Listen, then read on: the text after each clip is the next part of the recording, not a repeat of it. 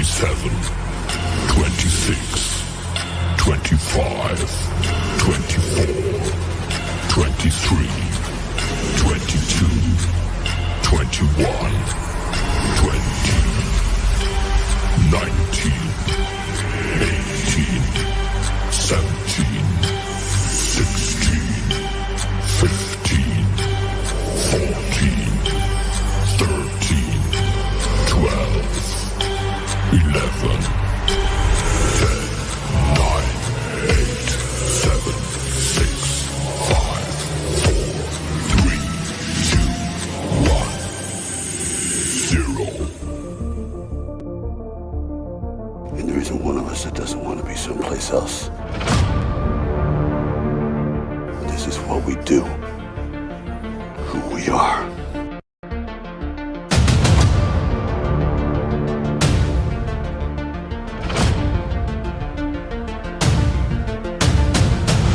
Survive a war, you gotta become war.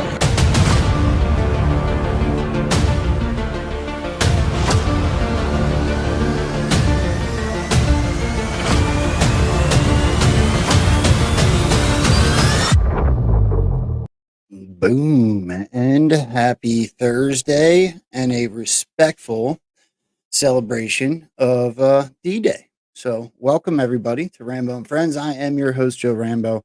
I'm a little worried about that intro skipping on me. I hope that doesn't become an issue. If it does, I will figure out a way to jump out and jump back in.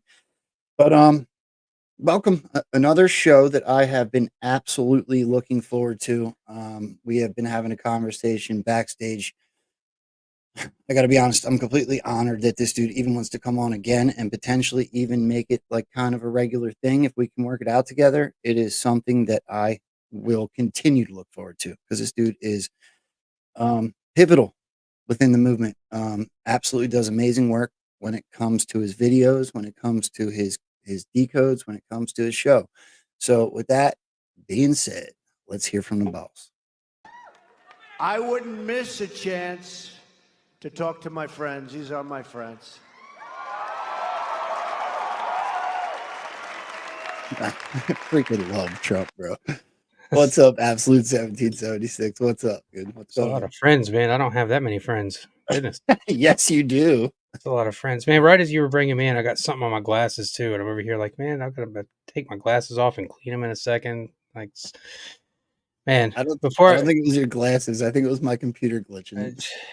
I can see it's a speck right on my glasses, man. It's right in my field of vision too. So it's I didn't realize until I got glasses how much time people who wear glasses actually spend cleaning their glasses. It's absurd. It's absolutely absurd. So I don't wear them, but I had to go for my motorcycle license again because I let it run out like 10 years ago, and I bought this scooter for the kids. So I got to go get everything legal, and I had to do an eye test, and I was like, oh man, I am not what I used to be. And then the other thing is at work they make us wear safety glasses. So you talk about cleaning them, I'm doing it all day long. I'm constantly using my.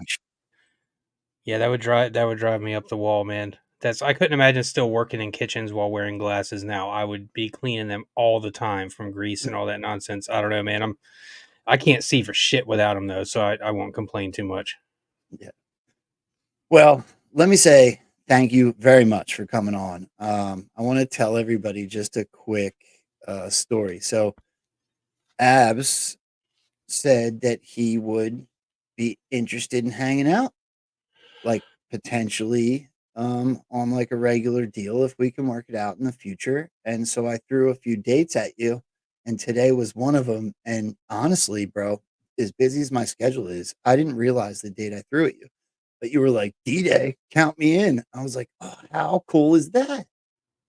Right? So I mean, it just yeah. kind of worked that way. I'm a big military nut and war nerd and history geek, and I'm aware of the history behind World War II, man. I know it was a banker's war with people hedging both sides. I'm well aware of that. It doesn't take away the fact that soldiers were still like, screw it, I'm going to go fight because of this existential evil that's propping itself up in Europe, and we're going to go stop it. Those guys had balls of steel, man, to run up on that beach and know that, especially if you were in one of those first waves, you knew that the odds of you running across that shore and making it to the other side alive were really, really, really slim. And they still did it. I just can't. I can't wrap my head around. It's kind of the same concept as those firefighters that looked at the World Trade Towers as they were burning, and they were like, "Yeah, well, fuck it, let's go on up." You know, it's just it's those kind of heroes. That's what the world. Those kind of people who are like, I think I said this when me and Joe were on. They're not the what if kind of people, right? They're the even if kind of people. So even if I run up in that building to save some lives and I die, but I save lives, I'm still going up in that building. Or even if this dude standing behind me with a sword takes my head off because I won't renounce Jesus Christ, well, that's it. That's what it's going to be. Even if all those dudes that ran up on that beach were even if dudes. If I die while I'm doing this, so be it. Let's go. Such a motivating attitude when you see guys doing stuff like that, and we face what we're facing right now. The parallels are there. No, we're not running up on a beach. We don't have guns in our hands. We're not, getting shot at by Nazis and Hitler's buzzsaw. But it's all metaphorical. It's all just taking on a new age of war. It's all for the heart and the mind, and it's all psyops now. And it circles back around from the 23rd Special Headquarters Group, which became the 4th PSYOP Group. They were heavily involved in World War II. Heavily involved in World War II. And not many people are even aware of the deception they waged and the games they played to throw the Nazis off track. It's fascinating how we kind of find ourselves in the same parallel as we were 80 years ago today, man. Yeah, so you made me think of multiple things, but it's funny. Like, I go to work still. I still have a really crappy blue collar job where we get put in dangerous situations, and like I think twice before I do things because it's only a paycheck, right? I think Right. that there's something spiritual to be said about finding a reason bigger than yourself. And I Yeah. think that those men had one in freedom, in liberty, in America, right? Like I wouldn't think twice to do that for my son. I wouldn't think twice to do that for anybody in my family. I certainly would like to believe, put in a position that I would do anything like that for my country. But I'm not doing that for a paycheck, right? So I think that's where the disconnect comes. I think there's a spirituality in finding a reason bigger than yourself, which is amazing to look back at as we get into this D-Day stuff today, I think. So, Right. Yeah, absolutely, man. And it's interesting to me when me and Joe were on, you and I discussed briefly overcoming addictions and getting cleaned up. It's not lost on me that, personally speaking, I really kicked all my shit to the curb when I found that reason bigger than me to fight for, when I found that faith bigger than me, when I fully found my faith in Jesus Christ and I found a reason bigger than myself, something to fight for. That's, ironically enough, when the drugs and the alcohol and watching porn and all that sinful shit just kind of fell away from me. That's not to say it was easy to get past all that stuff, but it was much easier than it felt like it had been in previous years. And I think a large part of that is finding something bigger than yourself to fight for. And obviously, the faith in Jesus Christ in my personal life being restored was a very big one. But it's very interesting, man, how you're right. Finding something bigger than yourself to fight for is huge. And, um, I 18, 19 years, I'd worked doubles in kitchens 4 times a week, working until 2 or 3 in the morning, working for some bag of dicks that's driving up in a brand new Lexus and he can't give you a 50 cent an hour raise. And, talking working Christmases, Thanksgivings, my birthday, just all of it. I just reached a point where I was so over it. And hmm, I'm blessed enough to where my involvement in the movement pays my bills now, but it's not, if you follow me, you know that none of my stuff is behind a paywall. I'm just like you, Joe. I don't make anybody pay for any of my stuff. You can have access to all of my content for free all day. And it's because of the generosity in people of this movement that I've been able to parlay this into a living, but it's also because of, it's kind of I don't want to say catch 22 because that's a bad phrase to explain it, but the more well known I became in the movement for my video editing, that helped me attain editing gigs to the side. And that's ultimately what's replaced my kitchen work, not my podcasting or mainly the Badlands stuff. That stuff helps. But the main part of my income has come from people within the movement who may own small businesses or I had somebody come to me a couple weeks ago. Their daughter had just won a state championship in softball in Texas, and she wanted me to put together a video for her daughter's softball team. So stuff like that is actually what I do that pays my bills predominantly. But my point is, it's this movement that's made that happen, because people have seen my work and they've approached me and said, "Hey, man, can I hire you for this job?" And that's, to me, that shows how this movement takes care of each other. I've made videos off to the side for folks who aren't necessarily in the movement or even conservative or liberal or whatever, but it's like 90% people from this movement with their own businesses that have approached me with work to do for them. And that's what this movement has done through and through for so many people in this movement. It's provided people look out for each other. People give other people work if they need it. And it's just been fantastic, man. And that all came from finding something bigger than myself to fight for. It's crazy how God led that path. He's like, you just start doing this and watch what happens, man. It's brilliant. So can I look? You can tell me that you're not comfortable with it, but you already kind of went there. So before we get into the D-Day stuff and what you talked about with some of your video stuff, because I can't wait to play a few of those. I believe I'm so very honest about where I've come from and my stories because I believe it helps people. Are you willing to maybe go back and give like a war story or two? Like you touched on what it is you've been through. Right. Can you maybe expand on the extent? If not, that's okay because I understand. No, Believe me, I understand. it's fine, man. I'm one of the most open books in this movement, in my opinion. I don't hide shit. If somebody asks me a question, um, there's pretty much not anything I won't answer. There's been multiple instances in my life that came very close to setting me down and tapping me out, as it were, man. I mean, it just seems like, and look, this makes me no different than anybody else in this movement, man. You've got your story. You've been through your shit. I know so many people across this movement who have just been up against it and they're still here fighting. So I want to make it very clear that my story doesn't really, I'm not setting myself apart. It doesn't differentiate me from most people. I'm just the same as everybody, man. We have all fought through a mountain of shit to be standing where we're at right now, still fighting for this country. So I want to make that very clear. But me personally, there've been a lot of, I guess I call them lessons at this point. A lot of tests, a lot of lessons, and there were a couple that stick out that really kind of feel like they molded me. I think one of them was when I was 21, was getting robbed at gunpoint and pistol whipped. That was different.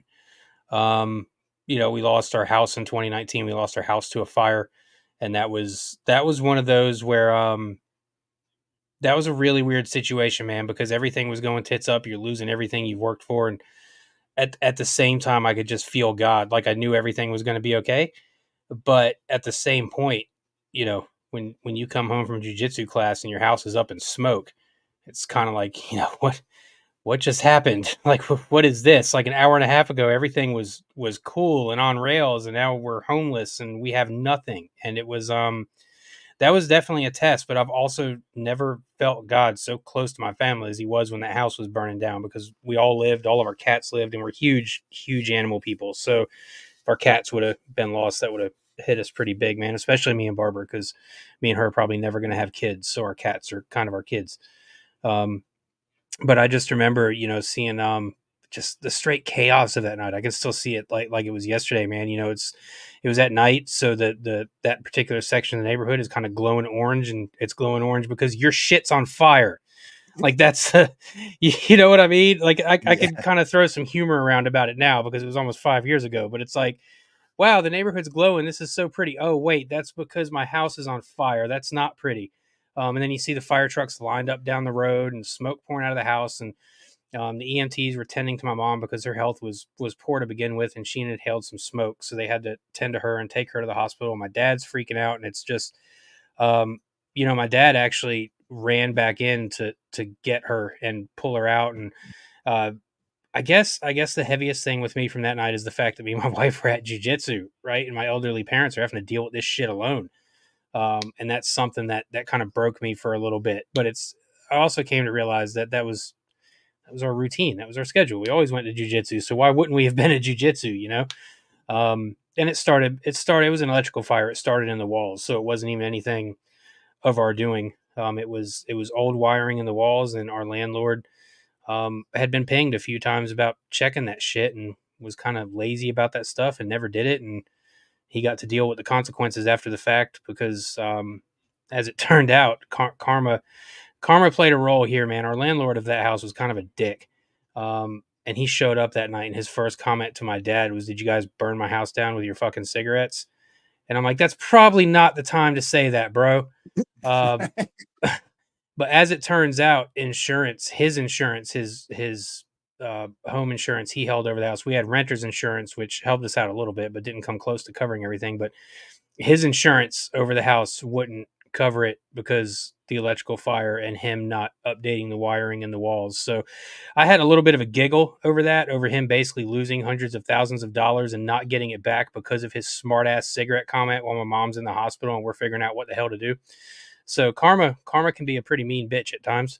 But that one right there, man, that was I was in the movement when that happened. It was 2019, but this was the point when I was over on Reddit that I had told you about when me and Joe were on, and I was mostly on Reddit and the boards at this time. So it's weird because that fire almost helped push me into getting on Twitter and getting more well known in the movement. I didn't have shit else to do but sit in a hotel for 2.5 months while looking for a new home and letting everything settle. Than to say, hey, I'm going to make a Twitter account and try this Twitter thing out, and started posting decodes and following the bigger accounts and getting involved in their comments, and people would start to notice me and share me, and my following would start to build. You know how that went, man. You went through it as well.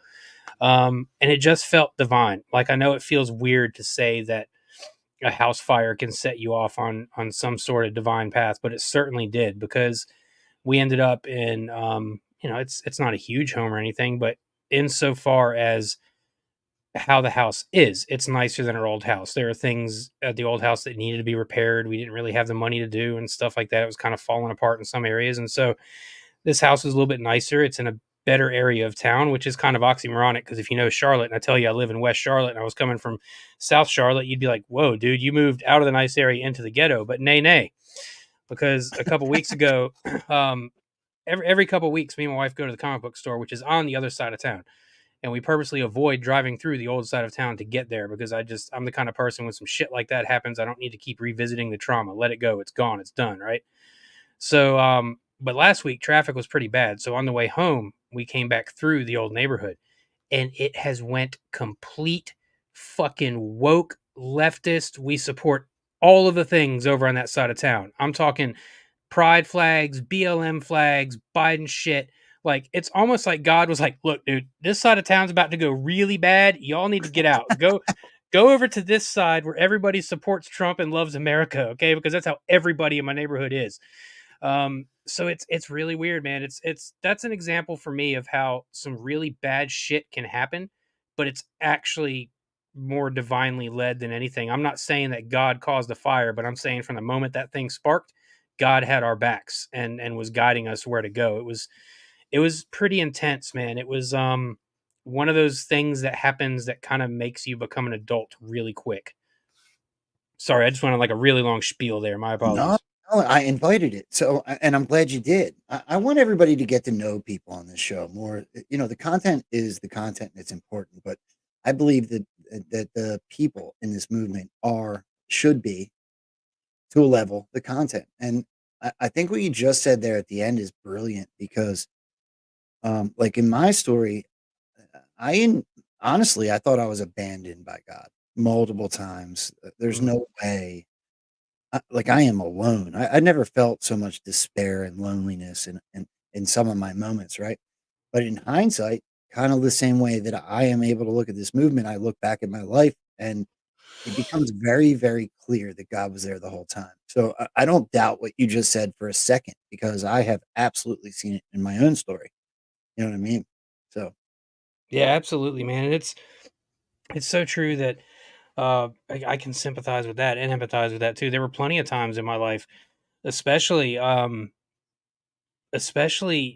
were some times during the cooking stuff where I was so frustrated that I was still in kitchens. That my life seemed stuck, that it was kind of in this stasis where it wasn't moving forward. It wasn't moving backwards, but it wasn't moving forward. It just was. And there were certainly times in my life where I felt that God had kind of forsaken me, and I'd have it out with him. I think all of us who have faith have at some point had it out with God. And the thing is, when you have it out with God and you're mad at him, here's the thing that'll blow your mind. He already knows. And he already knows you're going to yell at him. And he already knows you're going to blame him. And here's the bigger one. Ready? He's already forgiven you. So one of the things I really had to struggle with was I'd get mad at God and then immediately rack myself with this guilt for days for yelling and screaming at God and blaming him. And I finally came to the realization that, dude, that was useless. Whole big homie in the sky has already said, dude, you're good. I get it. You're a human. You're going to go through these emotions and need people to blame. The important thing is, you know what I really am to you. And that's the thing, man. When I came to that understanding with God, where it's okay to be angry sometimes, but you got to let it go. In my opinion, all he requests of you is to be real. You don't try to have to put up fronts with him. You don't have to try to like convince God. You don't have to try to like make deals with. He knows. He already knows. That's the thing. Like you're not going to make deals with him and say, "Oh God, if you do this for me, I promise I'll never get mad at you again." Because he's sitting up there going, "Dude, you're going to get mad at me in like 3 years, 2 days, and 5 minutes. I don't know what you're talking about. Like you're making me a promise you can't keep." So I think all of that, even getting mad at God and even thinking he forsaken you, um, ultimately brought me closer to him, because once you realize that he wasn't forsaking you, and then you feel like a complete idiot for even thinking he was forsaking you, it locked up that connection so tight for me, man, realizing that all of these misgivings I had about God were my own human thing, that it was like, no, no, you don't have to put, he doesn't have to do shit for you. Like that's pure, he's God. He's omnipotent. He will and can do things for you, but your sense of entitlement that he has to, that's not necessarily correct, especially not when you're shitting all over him all the time and not praising him and not praying and not living a life of faith, but yet you're still expecting faith to show up in your life, but you're not living a life of faith. Well, what do you expect, dude? Maybe stop drinking, stop popping Viking, and stop watching porn all the time, and I'll show back up in your life. How about that? Dude, I got one to add to your that is a brilliant rant. Hold on. Let me say thank you. Braves Piano 29 gifted a can. Thank you very, very much. I appreciate it more than you know. So there's a moment in my life that I think relates so much to what you're saying, where God already knew. I wouldn't call out and ask for his help unless I was in the back of a cop car or in a jail Right. cell or in rehab or even at my lowest, most desperate moments on the street when I was homeless or drug addicted or whatever, I kind of felt forsaken. But when it was really time to face the music, I would always call out, they call them foxhole prayers or whatever. And it wasn't again until much later that I looked back where God was like, there's a lesson to be learned here, man. Right.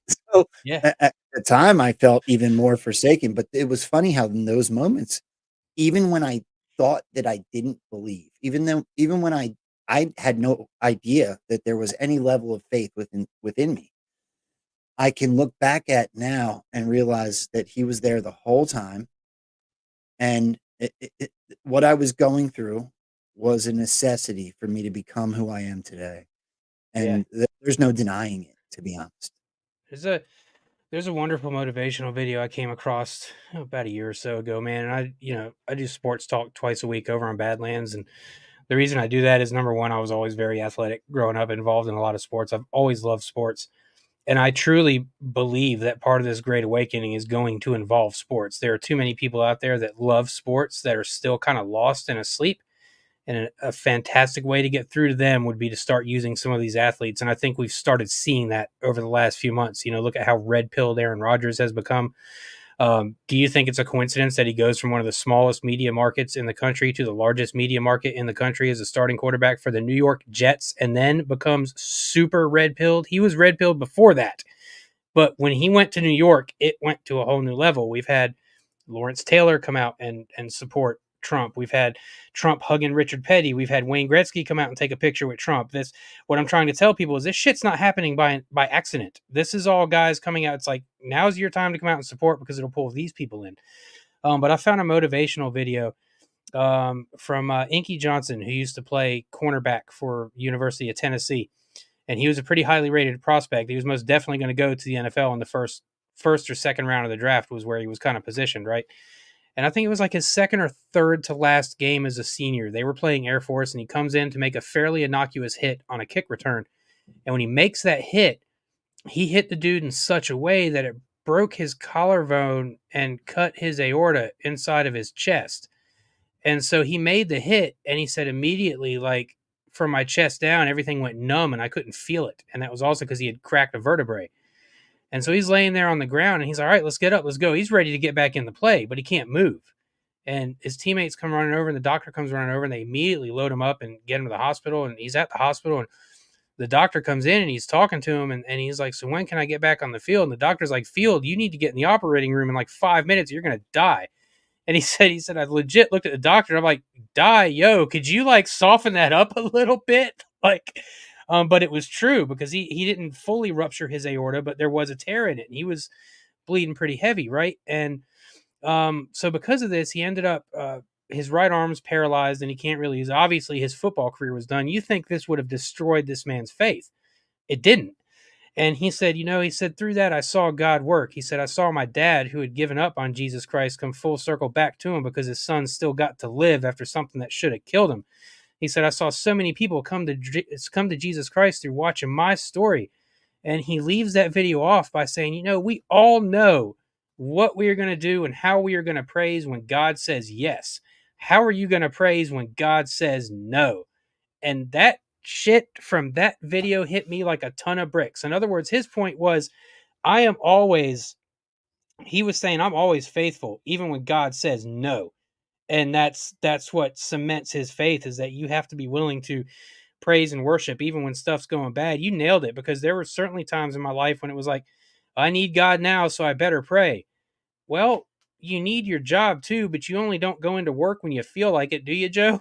Like, it's something you have to faith is a consistent works. You can't stop or give that up. It took me way too long into my adult life to realize that, man. It's the last gift my mother ever gave to me before she departed this earth was making sure I started praying before I ate. And that sticks with me to this day. And me and my wife pray together at least once every day. And I wasn't doing that before my mom died. And it's not like she told me to do that. It's that she lived in her faith so strongly that it just kind of hit me. I don't know, man. It seems weird that my mom passing away would fully solidify my faith in Jesus Christ, but that's exactly what it did. It's really weird to say that, and I can't really explain how, but it did. And it's you have to live in your faith, man. You can't waver from it. You're muted. Sorry, I got dogs barking, so I don't typically mute myself. Again, what you said is brilliant. This is only my story, because I'm not going to sit here and act like people that live in the Word on a daily basis don't have trials and tribulations, because we all do. But I have found in my story that when I don't live that way, prayer and meditation every day, I'm certainly not the biblical monster that, like, say, a Pepe Deluxe is, or even what I'm hearing out of you, I look up to. But I do have that base that I learned in AA, and like, in desperation you find willingness, right? So that was my story. I have found that when I don't live in a basis of faith, I do learn lessons. And when I live in that basis of prayer and meditation and the things that I've learned through my process, that whether or not the problems or issues are still there, I get through them in a much more sane way. It becomes a lot easier to understand and to get through. The fear is gone, right? What's the opposite of faith? Would be fear. Right. Is that how it goes? Yeah. So I believe that life begins when the fear ends, and life doesn't begin unless you have faith. So it's like, kind of like, let's go live. I'm pretty sure I just made a post about that last night when I was praying and meditating. That's pretty funny. That's so right too, man.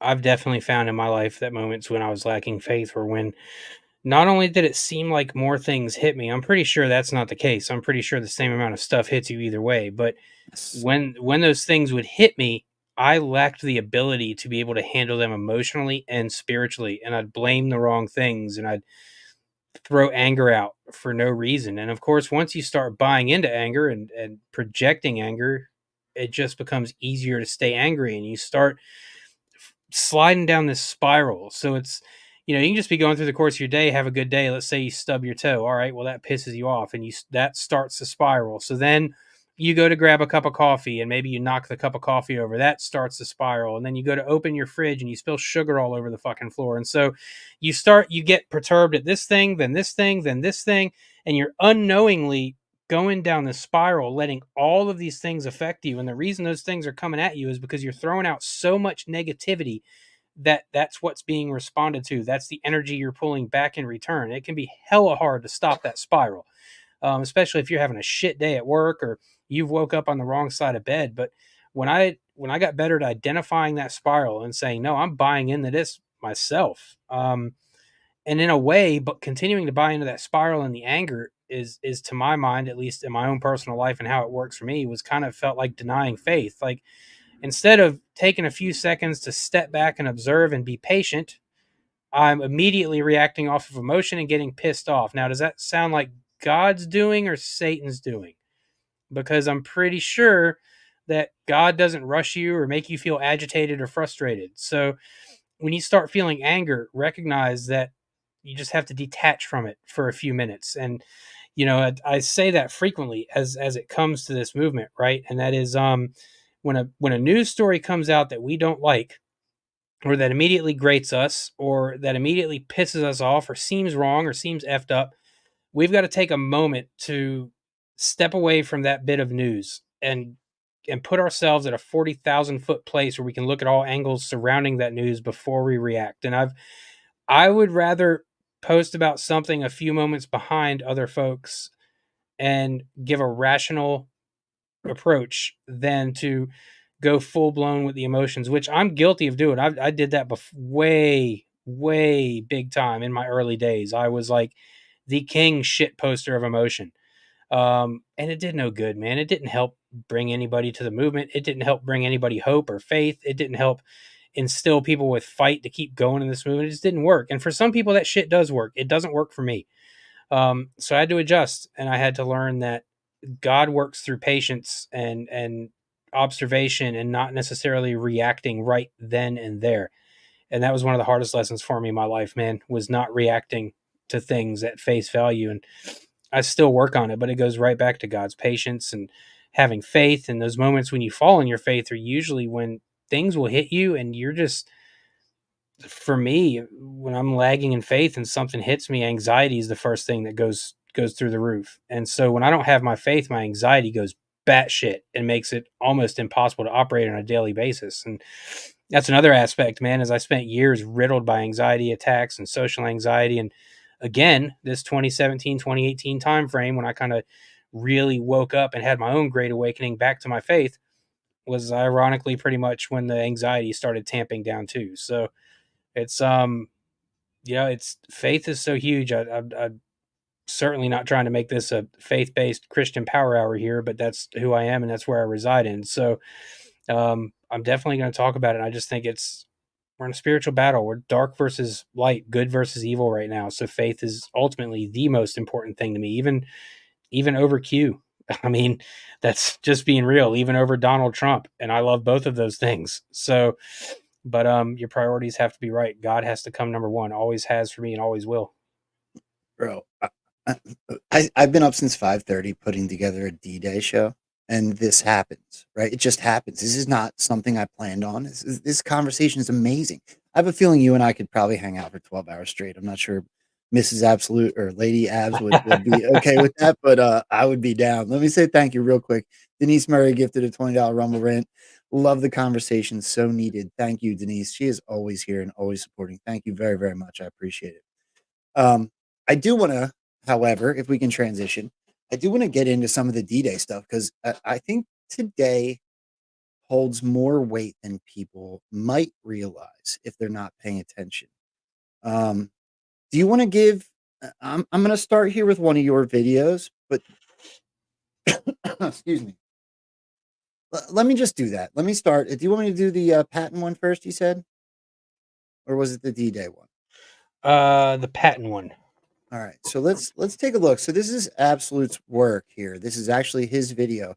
I have a whole slew of them put together. I think I have a presentation here that I really kind of want to get Ab's viewpoint on, but I'm pretty sure we're along the same lines of thought process here. So let's take a look at his video first. I'm going to be seeing it for the first time with you guys, but I know that his work's always fire. So let's check it out. Now, I want you to remember that no bastard ever won a war by dying for his country. He won it by making the other poor dumb bastard die for his country. Men, all this stuff you've heard about America not wanting to fight, wanting to stay out of the war, is a lot of horse dung. Americans traditionally love to fight. All real Americans love the sting battle. When you were a kid, you all admired the champion marble shooter, the fastest runner, big league ball players, the toughest boxers.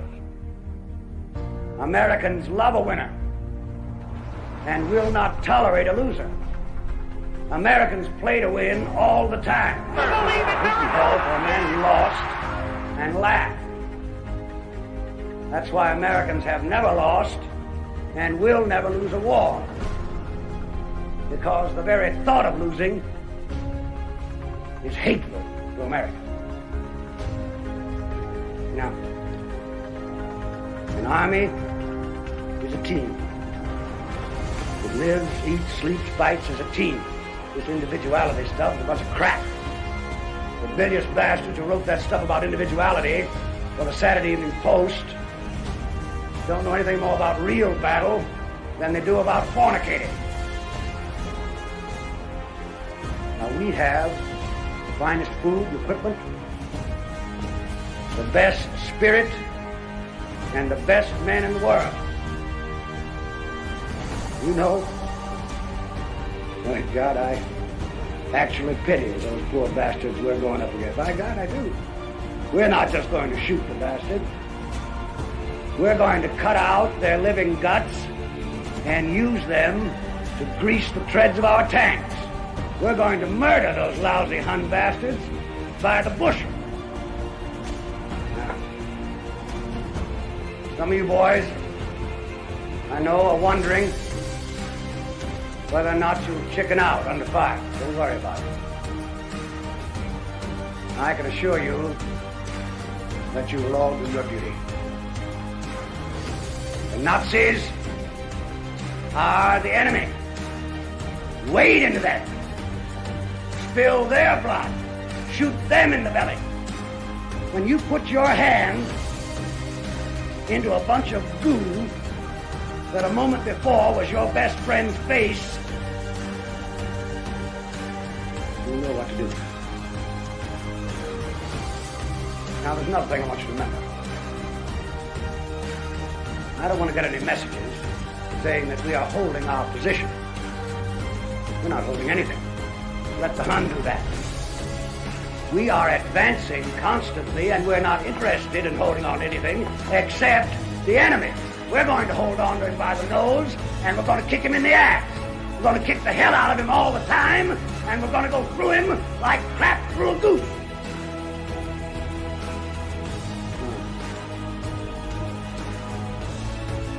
There's one thing that you men will be able to say when you get back home. And you may thank God for it. 30 years from now, when you're sitting around your fireside with your grandson on your knee, and he asks you, what did you do in the great World War II? You won't have to say, well, I shoveled shit in Louisiana. All right, now you sons of bitches, you know how I feel.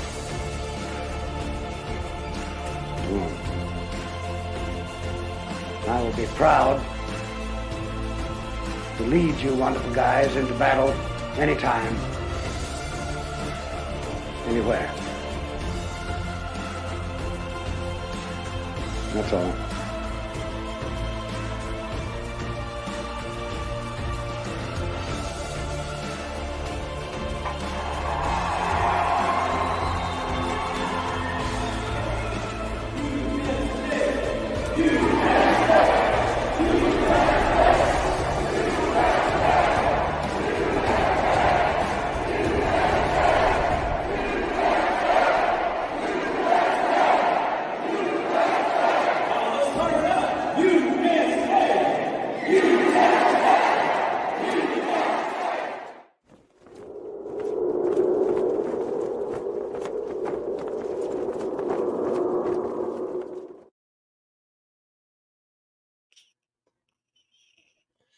Abs, bro, Yo, that's awesome.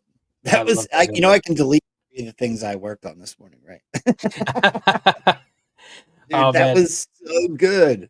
thank you, brother. I appreciate it, man. That was one of my favorites ever to put together. I just kind of fell into a zone on that one. I think it was like 15, 16 hours straight through on one day, and just kind of fell into it, man. I wanted to share a personal possession I have here. See how well it shows up on camera. This was my grandfather's, and my grandfather fought in World War II. And that was his. You can see the date there, April 14th, 1934, was when this was given to him, and that was when he enlisted. And this was his. This, and I have another one. They were his pocket Bible and pocket hymn book that were on his person at all times during World War II. So this book was on his person while he was fighting. They're two of my nearest and dearest possessions because I never got to know my grandfather. He died when I was like a year and a half old. So he fought in World War II and Korea, and so I've got those two mementos from him. Super important to me. The other one is really cool because he's got various Bible verses underlined and highlighted, and they're all things that pertain to what he was going through at the time in war. So things for protection and guidance and strength and stuff like that. It's almost like taking a look into his mind from the 40s while fighting World War II. It's really cool stuff. Yeah, that's amazing. Let me take from it from just 1 second, and I hope you understand. This is a new platform. I'd like to acknowledge everybody kind of as quickly as I can. And Lord of the Pepe gifted a $20 Rumble rant. She said this convo is so needed. This is back when we were talking about God. I agree with Denise. Thank you for having the convo. Joe knows my day has been crap, and this just changed my whole mindset. Appreciate you guys. I am so grateful that we were able to do that for you. Lord does a whole bunch of helping me behind the scenes, and God knows I need it. So, and smash memes with the cookie. Thank you very, very much. And I believe, oh no, there's Max Force gifted a cookie. Everybody go check out Mac. He's also on pill.net. Love that dude. And if I missed anybody, there we go. Back in the day, gifted a pair of shades.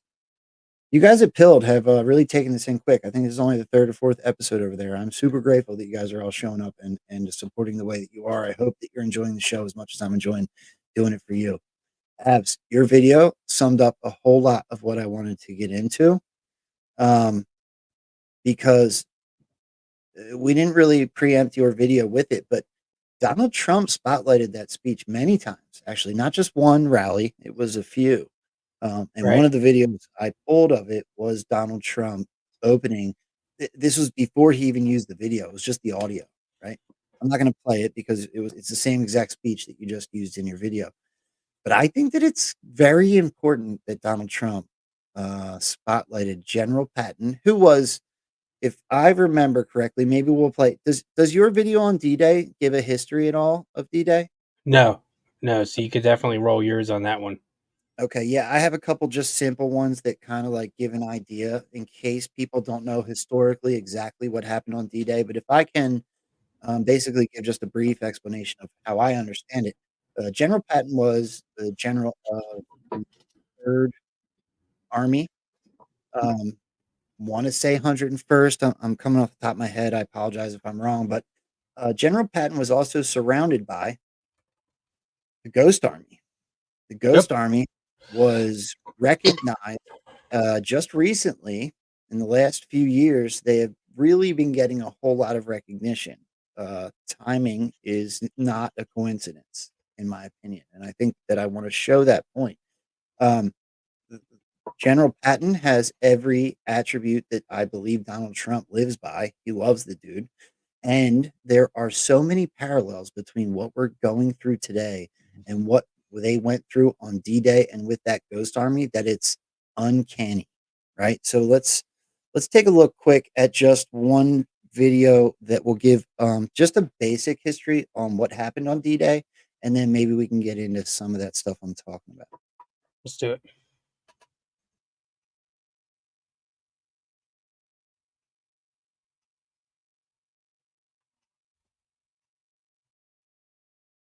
I got no sound over this way, brother. All right, I'm glad you told.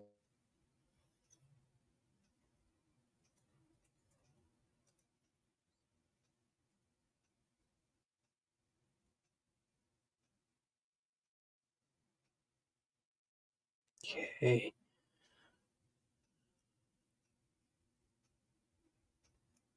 If you want to shoot me that link, maybe I can try from my end as well. Maybe StreamYard is doing some gremlin-y shit.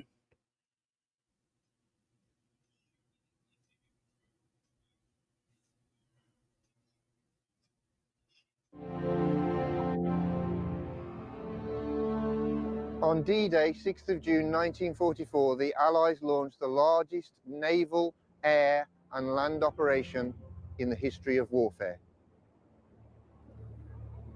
Codenamed Operation Overlord, it marked the beginning of a long and costly campaign to liberate Europe from Nazi domination. Early on the 6th of June, Allied airborne forces dropped behind the beaches to secure the flanks of the landing zones. Then, at 0630 hours, troops began landing on the 5 assault beaches: Utah, Omaha, Gold, Juno, and Sword. By the end of the day, the Allies had gained a firm foothold along the coast and were ready to begin their advance inland. Although limited planning for an invasion of Europe began soon after the invasion of Dunkirk in 1940, detailed preparations for Operation Overlord did not begin until late 1943. A command team led by the American General Dwight D. Eisenhower was formed in December 1943 to plan the naval, air and land operation. As a crucial part of their preparations for D-Day, the Allies developed deception and misdirection campaigns to draw German attention and military strength away from Normandy. This included fake radio traffic and decoy equipment, such as inflatable tanks and dummy landing craft, and even imaginary military forces and special agents. To build up resources for the invasion, British factories increased production, and in the first half of 1944, approximately 9 million tons of supplies and equipment crossed the Atlantic from North America to Britain. A substantial Canadian force had been assembling in Britain since December 1939, and over 1.4 million American servicemen had arrived during 1943 and 1944 to take part in the landings. By 1944, over 2 million troops from 12 countries were in Britain preparing for the invasion. On D-Day, Allied forces consisted primarily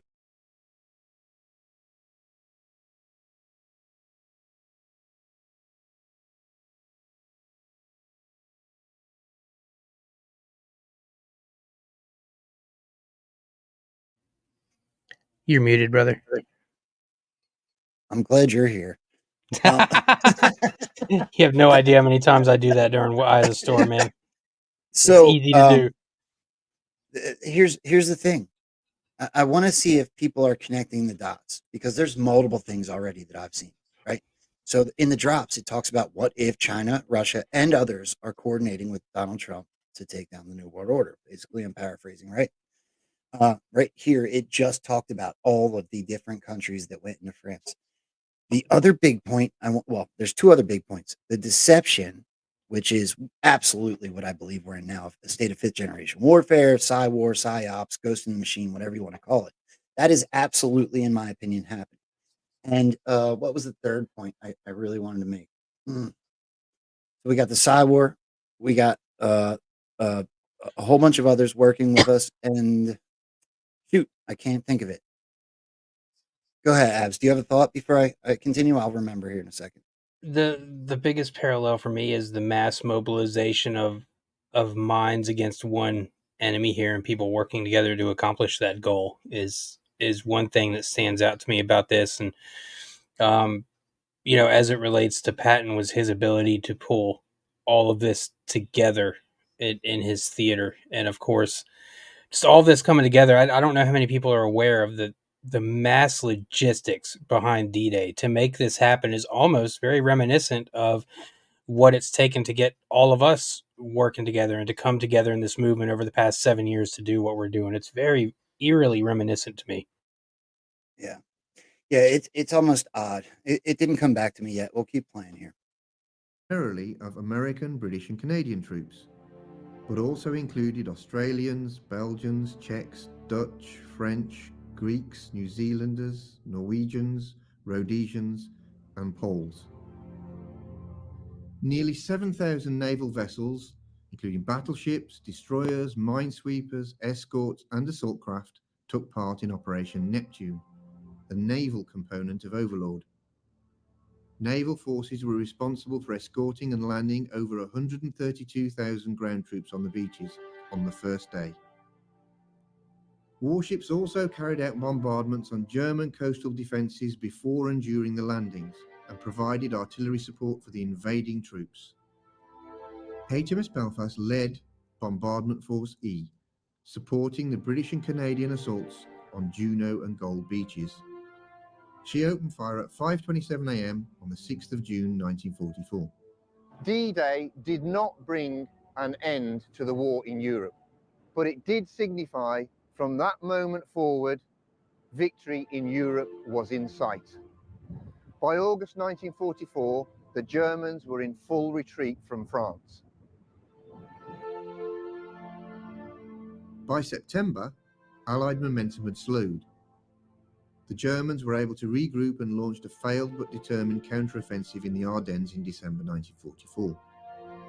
Germany's defeat in the Battle of the Bulge and the resultant manpower shortages allowed the Allies to recommence their advance into Germany itself.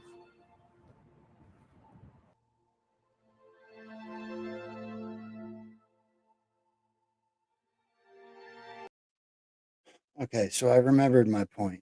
Sorry it took so long. I'm not used to doing a show with 4 kids running around upstairs and dogs, and that's why I keep doing mutes I don't normally do. I would love to hear your opinion on this, Paul. D-Day was about denazification, right? It was literally a war of the Allies versus the Nazis.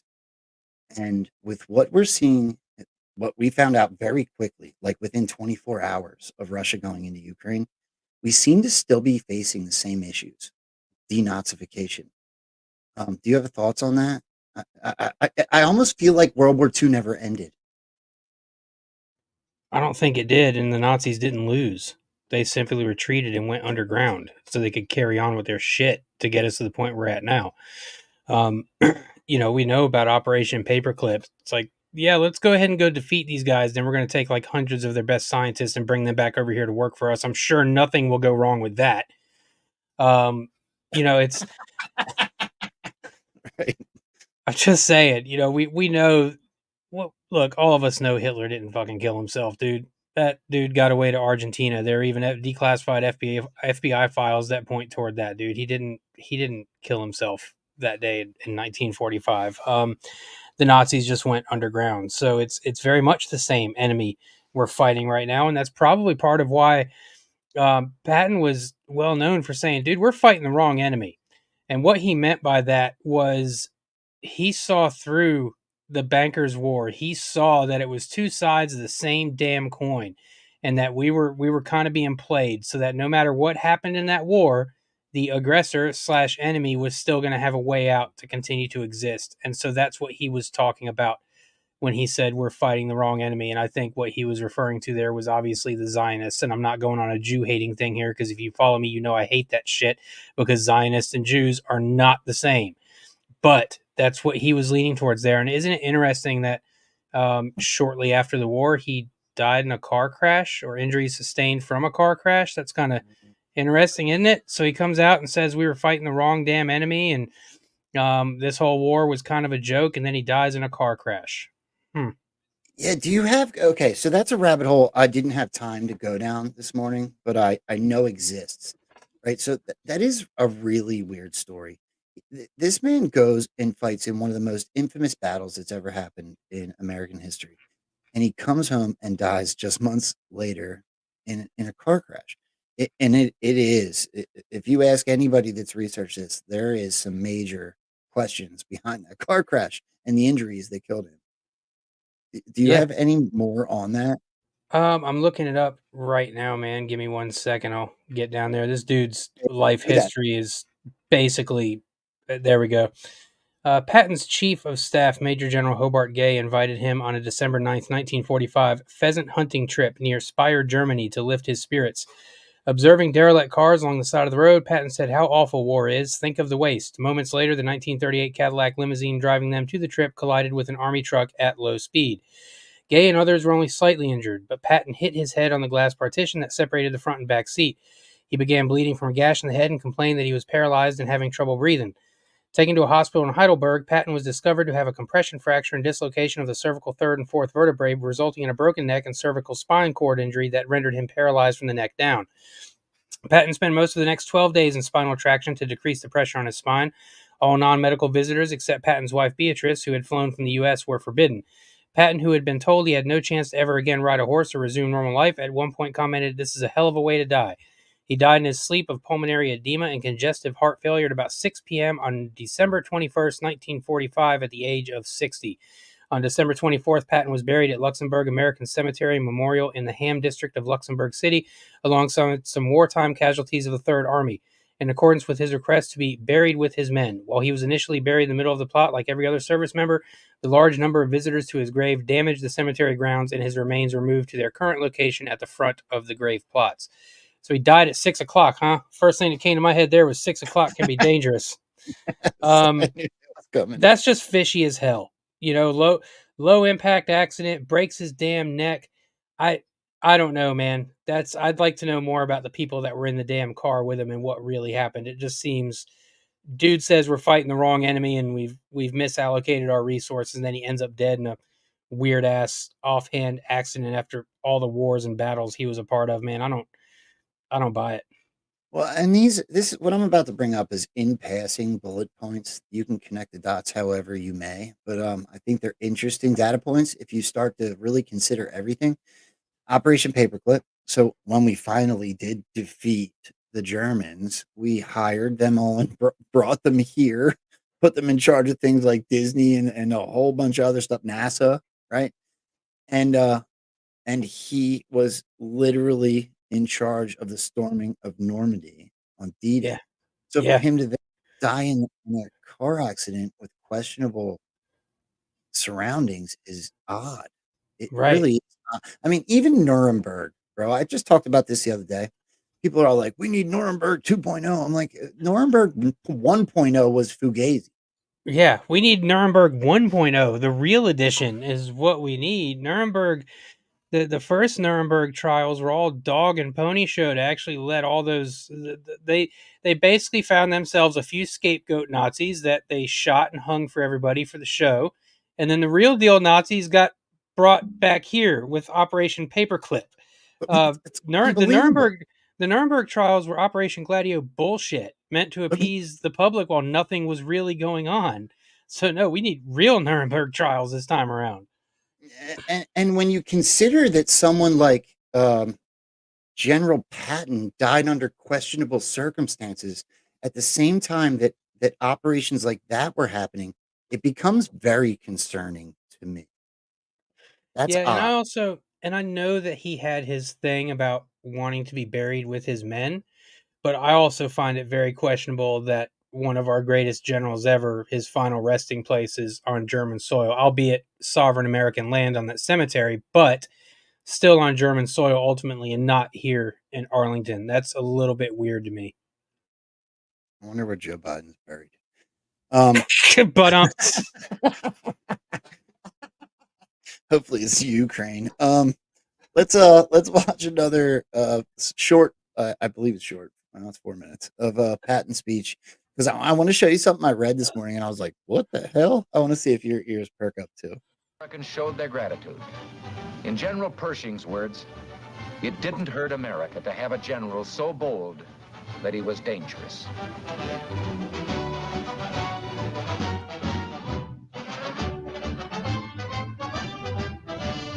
Los Angeles went all out in its reception. With him was General Doolittle, whose 8th Air Force in Europe did so much to assure final victory. Although no unit, no individual won the war, we're fortunate in having one here tonight with us who had a large part in winning the war. I'm pleased and proud to have been privileged to fight by the side of General George Patton.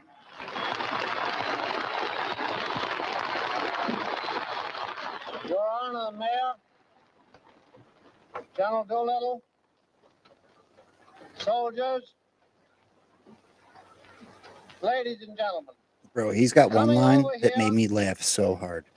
there was a very great lesson. The first 4 hours, we passed over a destroyed land, utterly destroyed. You who have not seen it do not know what hell looks like from the top. That's what Germany looks like. That's what Austria looks like.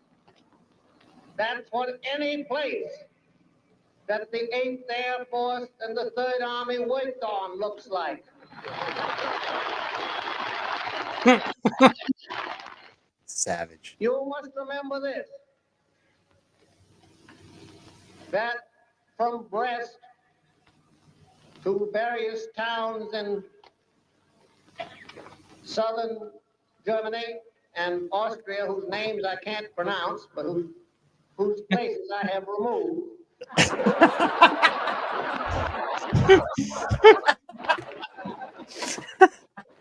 The trail of the 3rd Army and the 19th Tactical Air Command and the 8th Air Force is marked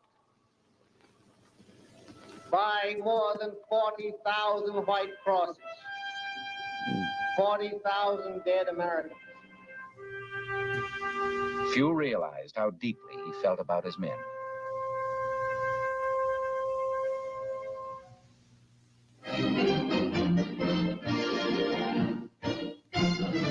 Germany, with no more battles to win, Patton watched Americans compete on the playing field.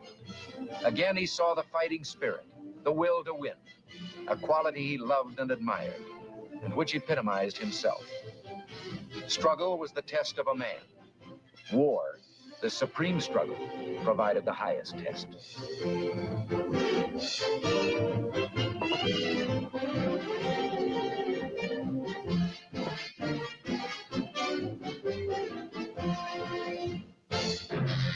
He had expected his own death to be spectacular. In this one prediction, he was more mistaken than in the planning of any battle. I forgot this was in this.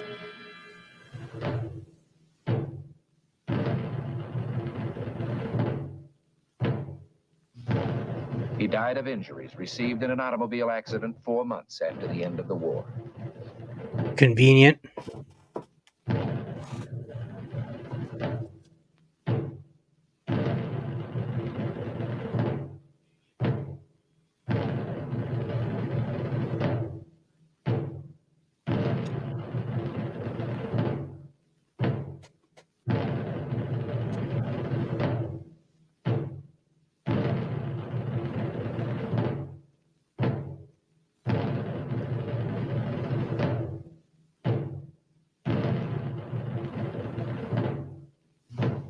The place of burial among the men of the 3rd Army who had fallen in the Battle of the Bulge. His personality lives on in his statue at West Point. He lived for action and glory and reached the heights in serving his country.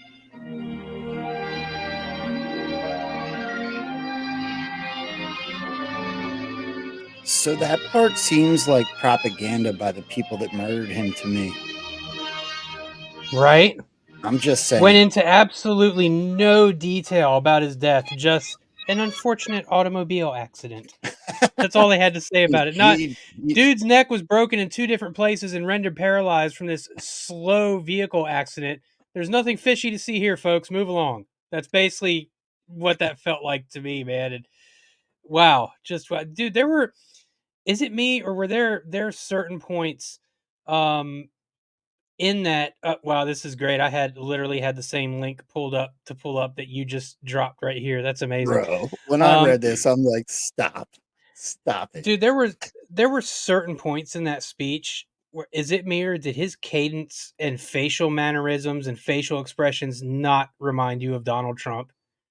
Yes, I mean, just and right down to him talking about the villages that were gone. That was so. Well, he was a monster, but he's not a monster anymore because he's dead. Like, it was that level of savage coming from Patton. It was like, well, there were towns there, but they're gone because my infantry or my battalion came across them. Sorry, not sorry.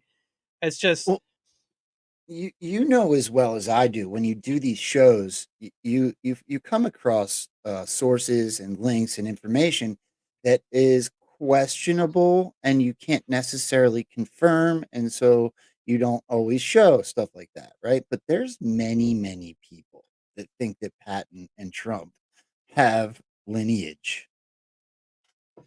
You know that, right?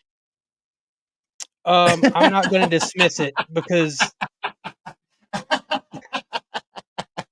I love you.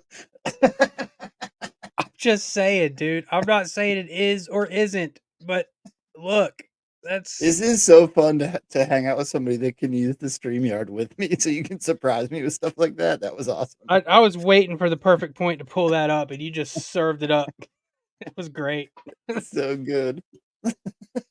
So here's what I was reading this morning, and I'm like, what the hell? Most of the Ghost Army arrived in England in May 1944 as D-Day preparations were being finalized. 4 members joined the D-Day landing at Normandy, and a 17-man platoon came ashore on Omaha Beach 8 days later to create the dummy artillery placements that drew fire from the Germans. So the Ghost Army, which we're going to get into now, the Ghost Army literally had a 17-man platoon, bro. And their original unit description was the 23rd Special Headquarters Unit. 23. Dude, 23. are we living in a simulation? I don't know, man. The hell if I know. I just know that all of this is. There are certainly times, despite doing Eye of the Storm, where I'm sitting over here putting stuff together where it just still catches me off guard how much shit syncs up and how much happens that I don't know how to explain away. I don't know how to say, oh, that's just a coincidence, or oh, that's just happenstance. Like either I've went batshit crazy and I'm seeing connections everywhere, or there actually are connections everywhere. I'm not sure which, but I'm leaning toward the latter. So I think the one I have pulled up now gives a brief description of what the Ghost Army is. I believe that's what this one is. Let's take a look quick. Tell me if I played this one already. No. Okay. March 1945. After months of bitter fighting, the Germans have retreated behind the Rhine River, their natural frontier, to mount their final defense. Across the river from Dusseldorf, the view from the air reveals hundreds of American vehicles. For anybody that's not aware, this is what's happening right now if you parallel it correctly. Yeah, just switch out tanks and soldiers with narratives and news stories. Only nothing of what Information the Germans heard control or saw was real. It was an elaborate ruse, one of many that a small group of American soldiers staged to distract the enemy. They were called the Ghost Army. Paul, do you know what the difference is? The only difference I see? Look strong when you're weak, look weak when you're strong, right? So the Ghost Army made it look like they were in all these places they weren't, showing strength in areas that they were not strong in so that they could attack because they didn't have the forces to attack them all. What we're looking at now is this is how I parallel it. General Patton had his surrounding Ghost Army. Donald Trump has his Ghost 46. You see what I did there? I know that's like a little bit of a wordplay, but I believe it to be true. So Ghost 46 would be the Biden administration, making us look weak when we're strong. Whereas Patton, to repeat myself, had his Ghost Army where they were trying to look strong when they were weak so they could break through where they needed to on D-Day. It's kind of brilliant, bro. It's absolutely brilliant, especially when you look at how our military looks outwardly to the world right now. They look weak as shit. If you've read The Art of War, you will know why that's a big deal, because I find it very hard to believe that the baddest military mankind has ever seen all of a sudden went full woke, full bitch, and full simp in a span of 3 years. That didn't happen. That's a disguise, folks. At least in my opinion, it is. There are people who join the military. When they take that oath, they take it very, very seriously. And there are people involved in this that are way smarter than any of us. And they understand that in order to take down an enemy that is as deeply rooted and seated as what we are fighting, sometimes you have to wear the mask and play along on their side for a little bit and make them think that they've taken you over and driven you down into a hole. I don't think that's the case at all. I still think at some point we're going to see exactly how strong our military still is. I don't know what that looks like. I don't know how it happens, but we were told by Q that the US military is the savior of mankind for a reason. I don't believe that means that this magical hand comes across and sweeps across the land and fixes everything overnight and arrests everybody at once. I don't think that's going to happen. What I do think is that you'll see intelligence divulged and declassed that came through way of military that will ultimately result in them being the savior of mankind. And I literally just said that at the 1 hour, 11 minute, 11-second mark of the show. You can go back and check when it re-airs. But Flynn's unit was 111, and Q made quite a few posts at 111. So I'll chalk that up as some kind of random sync right there. But no, I feel like that the largest part of when Q says the military is the only way and the military is the savior of mankind is the intelligence that they were able to scrape and then bypass the 3-letter agencies with and go straight to the top with it, as opposed to prior agent or prior administrations when all that stuff would get muddled up in bureaucracy through the way up and then get squashed. This time they went right around all of that and went right to the president with all the information they had. I think that's ultimately what military saves the day is all about. Now, I do think that it's kind of setting up to where we could potentially see those 12 cities with riots and huge unrest in which National Guard is activated to tamp those down. That could be a part of this, certainly. But yeah, when I talk about military is the only way and look weak when strong, all of that, this is all intelligence being played, man. It's all smoke and mirrors for the enemy. At least that's how it looks from where I sit. If that's not the case, then we're pretty screwed. And I don't feel like we're pretty screwed. Um, I said at Eye of the Storm Tuesday, and I joked around with my dad the other day. I was like, things are as such right now to where there's two options and no gray area left. Like, excuse my language a little bit here, but either A, we've been walked off a cliff and sleepwalked into being completely fucked, right? Or B, everything is true and they are the ones who are completely fucked. I don't think it's the former, and I don't feel or discern in my spiritual being that it's the former. I feel it's the latter, but as a result, that means that things are going to get super messy because darkness, evil, our adversary, it's not just going to be like, shit, they caught us. All right, guys, that's a wrap. Let's go. It's not going to be that way. They're going to go down kicking and screaming, and we're seeing some of that right now with Bannon going to jail and the stuff hanging over Trump and just everything they're pushing. You're seeing it. It's straight panic, and the only reason they're panicking is because they know they're screwed. They're just not going to come out and say it. Again, brilliant. Let me say thank you, Believer, for the can. I appreciate you very, very much. You said darkness, and you also talked about some other things that made me think of a post. And while I have somebody that I look up to so much when it comes to the drops, can you give me, before I play the end of this video, what's your take on the 10 days period? Darn Kess. That's interesting. You know what? I don't know that I've ever come up with a solid landing point on that. I know Darnkist was a big battle point in World War II. And then there's also the darkness aspect, because he did say that a couple times with darkness as well, if I recall correctly. We had a couple periods where Q went quiet for spans of time. Maybe that was it. We've maybe perhaps Trump going into prison and not being able to truth or communicate is going to be part of that. I don't know. But Q told us misspellings matter. And anytime Q had a legitimate typo, he came back and corrected it and would say, that's a typo, no reason to dig on that. He did not do that with Darnkus. So there's a reason for that. What it is ultimately, I don't know, but it ties right back to this stuff, right back to Ghost Army, World War II, Patton, all of that stuff. So it's certainly not random to me, man. Yeah. Yeah. And that's why I asked. It's one that I still stew over, and I haven't gotten, I've seen a bunch of opinions, and that's why I asked yours. It is one that still seems to be like out there in the ether, but no real solution yet. I have a feeling that we might find out answers to some things like that as I always talk about, hindsight's 2020. I think at some point it will become clear, and I just wanted to hear what your opinion was. I find it very interesting.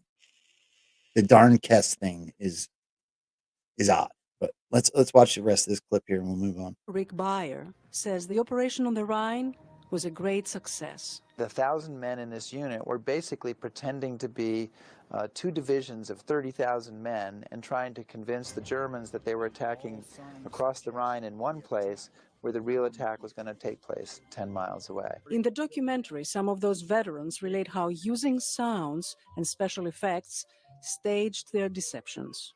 There's a little bundle of stuff, all compressed before you opened the bundle, spread the nozzles around, and inflated it. The artillery piece was good, but that M4 tank, that was the beauty. That was a piece of work. I tell my children, was the biggest boombox you ever saw, but it played sounds of tanks and activity. That's awesome. Beyer says getting the radio transmissions right was crucial. It's always the scene setter. It's always the first information that you're going to get to the enemy, because they're going to hear the radio broadcasts long before the troops arrive or whatever else you want them to believe is going on. So you have to get radio right. You can't skip the other parts, usually, because if you hear a radio that says an armored division is moving in, and then you never see any tanks, or you never hear them at night moving in, you're going to not believe the radio. Wherever they were stationed, the Ghost Army impersonated real units. They masqueraded as generals and set up phony command posts to deceive enemy spies. We were turned loose in town. Go to the pub, order some omelets, and talk loose. The people who came out of this unit is in itself a fascinating story. They were artists and designers who got their start in the Ghost Army. On their downtime, they painted to escape the horrors of war, like at D-Day, the Allied invasion of Normandy. To be in the middle of this incredible adventure, the world at war in a foreign country, I just had to put it down. We were sleeping in hedgerows and foxholes, but nothing kept us away from going someplace to do a watercolor. Among those artists are fashion designer Bill Blass, painter and sculptor Ellsworth Kelly, wildlife painter Arthur Singer, photographer Art Kane, very famous for that picture of all the jazz musicians on the stoop in Harlem. Rick Beyer's Ghost Army underscores the bravery of the men who went to the front lines with fake weapons that only could make noise to attract the enemy, so lives were spared somewhere else. Penelope Pulu, VOA News, Washington. Bro, how parallel is that to what we're going through now? If you believe that the Joe Biden administration is, if you believe in the show aspect of this thing, as I do, Patriots in full control, right? Joe Biden is literally causing the greatest weak-looking distraction we've ever seen. He's the greatest red pill we have. There's so many layers to this onion; it's unbelievable. Yeah, it's unreal. I don't know, what are your thoughts? The man is a walking red pill, and I think that this is why when I see things about the border, or let's go with the Afghanistan withdrawal, is a big one. This could all very well be ghosts in the machine. This could all be driving narrative. This could all be making our enemy look at these headlines and believe that what they're doing is working. I don't think it is. And I think that they've kind of been lulled into somewhat of a false sense of security, of thinking that they have everything in the back pocket and that this thing is going to go the way they want. And I said a couple years ago that this great reset was going to go right down to the wire. We're going to stare that son of a bitch in the face till the last possible second when it's intercepted by the Great Awakening. And that's been my feeling almost the entire time. It's the combat tactics, Mr. Ryan, right?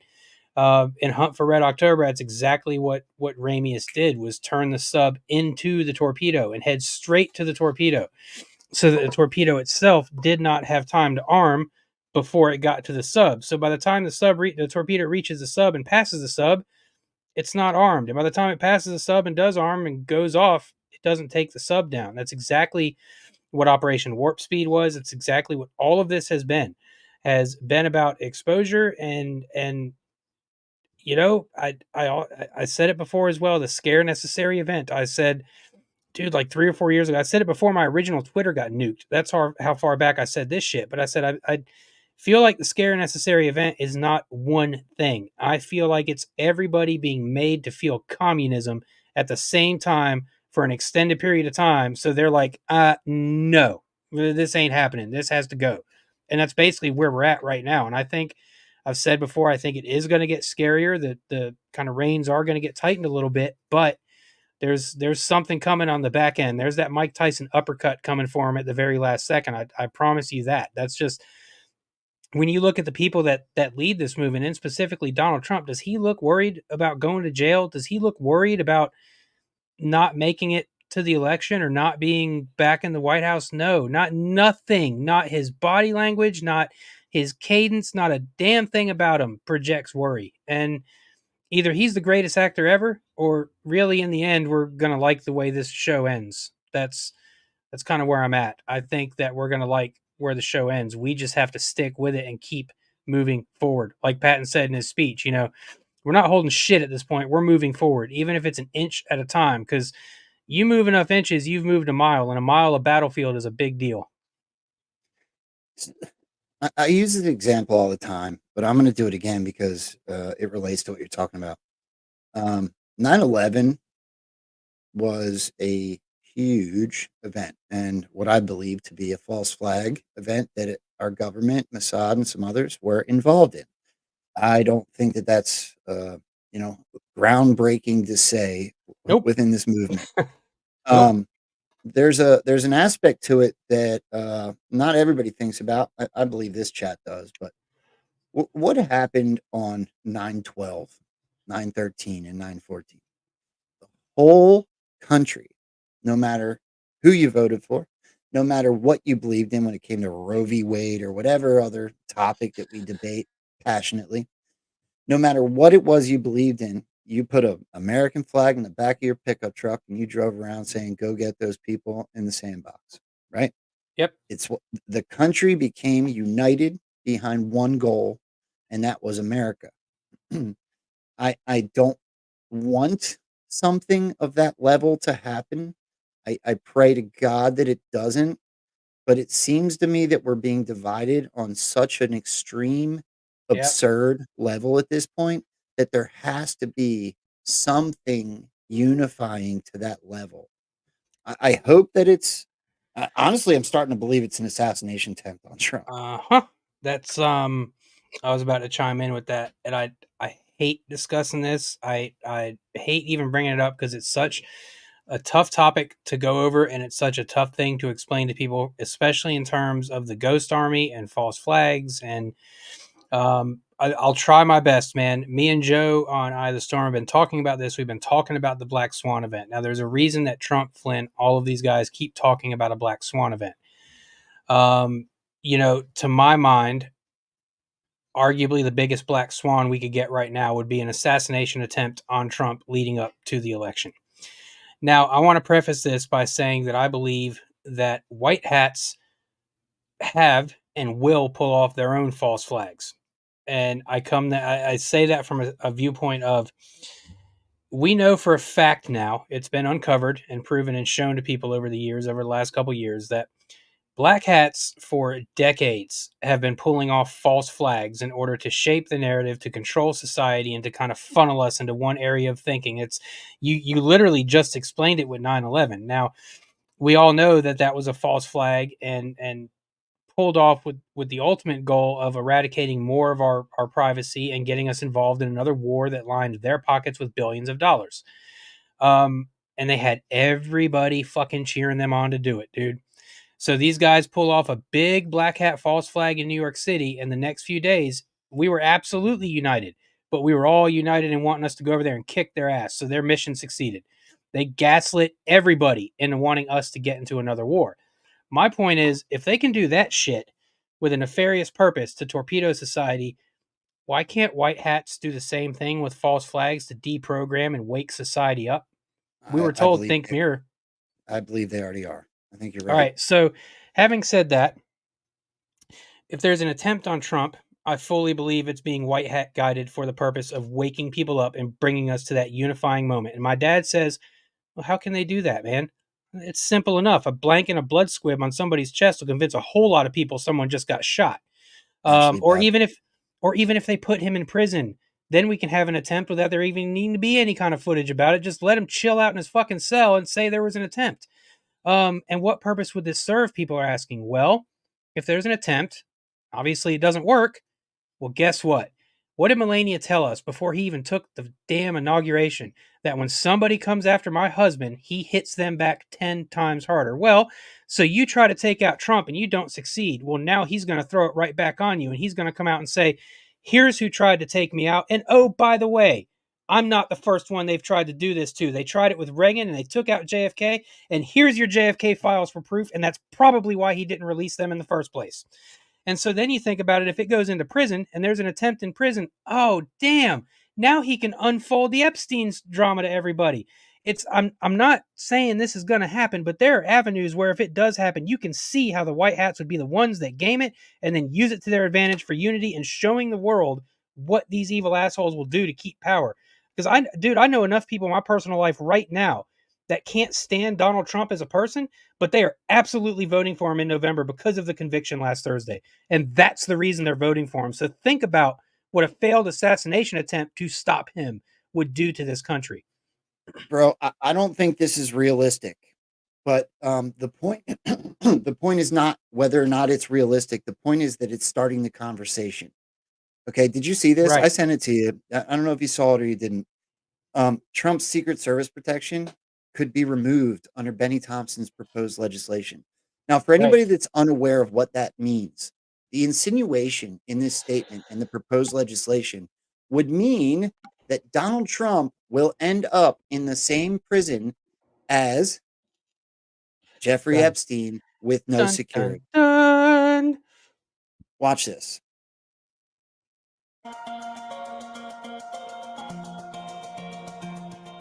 The 12 everyday jurors vowed to make a decision based on the evidence and the law, and the evidence and the law alone. Their deliberations led them to a unanimous conclusion beyond a reasonable doubt that the defendant, Donald J. Trump, is guilty of 34 counts Think of Ghost falsifying Army. business records in Right. the first degree to conceal a scheme to corrupt the 2016 election. While this defendant may be unlike any other in American history, This dude looks like Grimace. arrived at this trial and ultimately He looks like an inflatable tank to me. Kind of. But well here it played. is. I mean, this is legit. This is real. I mean, they're presenting it as real. I'm not going to read this whole thing, but basically what you're looking at here is this text HR 8081 with the 118th Congress is Hold on. HR 8081. That's 8 plus 17. 8 plus 1 equals. Here it is. Disgraced the Q, disgraced former president Protectees Act. They're basically saying that he will lose his rights to Secret Service as he goes to jail, the same place where Jeffrey Epstein didn't kill himself. That's Now, curious. I don't think they have the time to do this. I've knocked it around with some friends, Feisty Cat and some others. I don't think that it's a realistic thing here at this point in time. However, this is narrative seeding at the least. Yeah, I think it is too. I don't think it's necessarily very realistic right now either, but it's still one of those important things to keep on the radar. And also me and Brian discussed on Badlands Daily the other day that, look, if he does spend time in jail, the thing is he's basically going to be a hero in the jail. So it's a hard angle to pull off. I guess the other thing that's kind of interesting though, in terms of timing Ghost Army and all of that, is this bitch that just got elected in Mexico. And I saw a thing on Instagram today that basically as she's giving her acceptance speech, for winning the election, she's sitting up there giving the same kind of MS-13 signal that the cartel leaders of MS-13 give. And so that immediately makes me think of Q talking about MS-13 being used as hitmen, and how many of them are probably in jails and prisons all over the place. And she's no friend to America. She's already said it. She's already said she can't stand white people, and she's going to activate things in America. Who knows what the hell that means? But things are about to get really, really interesting. Side note, I look forward to Trump absolutely owning this chick and bending her to his will when he's back in office. That's going to be fun to watch. Yeah. Yeah. I almost forgot that we have a second video from you. Would now be a good time to play that D-Day one? I think it could be. I think, just as good a time as any, man. We're right in the middle of a D-Day, World War II kind of discussion here. And this one is, this is just straight up looking at D-Day and kind of paying a little reverence to those fellas that went over there and did that one. And I used one of my favorite bands for the backing song in this one. It's Iron Maiden, The Longest Day. Oh yeah. YouTube's definitely kicking me off. Let me also just do the whole show host thing. If you guys could take just a second to hit that positive affirmation button on whatever platform it is that you're on. You can say goodbye to YouTube, because I'm still playing this video. I love Abs and I want to promote his videos. Everybody, red pill over on pill.net, thumbs up over on Rumble and YouTube. And if you're over on X, please know that I have these 3 platforms going where the chats are very active and they all show up here so I can see them on StreamYard. And if you're over there and you like it over there, by all means, please stay and hang out and share the show out and hit the like button, maybe throw a comment in there. I would be super grateful. That is the best way you can support the show, as I am trying to do this over here with amazing guests, but I am self-teaching on a platform all by myself. So thank you. I appreciate it. So yeah, let's play your D-Day video. I don't care. YouTube can pound sand. They're going to get me for whatever that is. What's that, copyright or whatever, but let's do it. The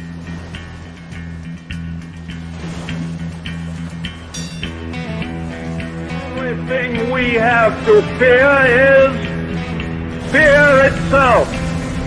Nameless, unreasoning, unjustified terror, which paralyzes needed efforts to convert retreat into advance. And the blue, the gathering storm abates, and the ships, gimlet eyes await, call to arms to hammer at the gates, to blow them wide, throw evil to its fate. All summers long, the drills to build the machine, to turn men from flesh and blood to steel, from paper soldiers to bodies on the beach, from summer sands to Armageddon's reach. Overlord, your master, not your God, the enemy coast, darling gray with scab, wretched souls, puking, shaking fear, to take a bullet for those who send them here. The walls are light, the cliffs erupted flame, no escape, remorseless shadow waves, drowning man, no chance for a warrior.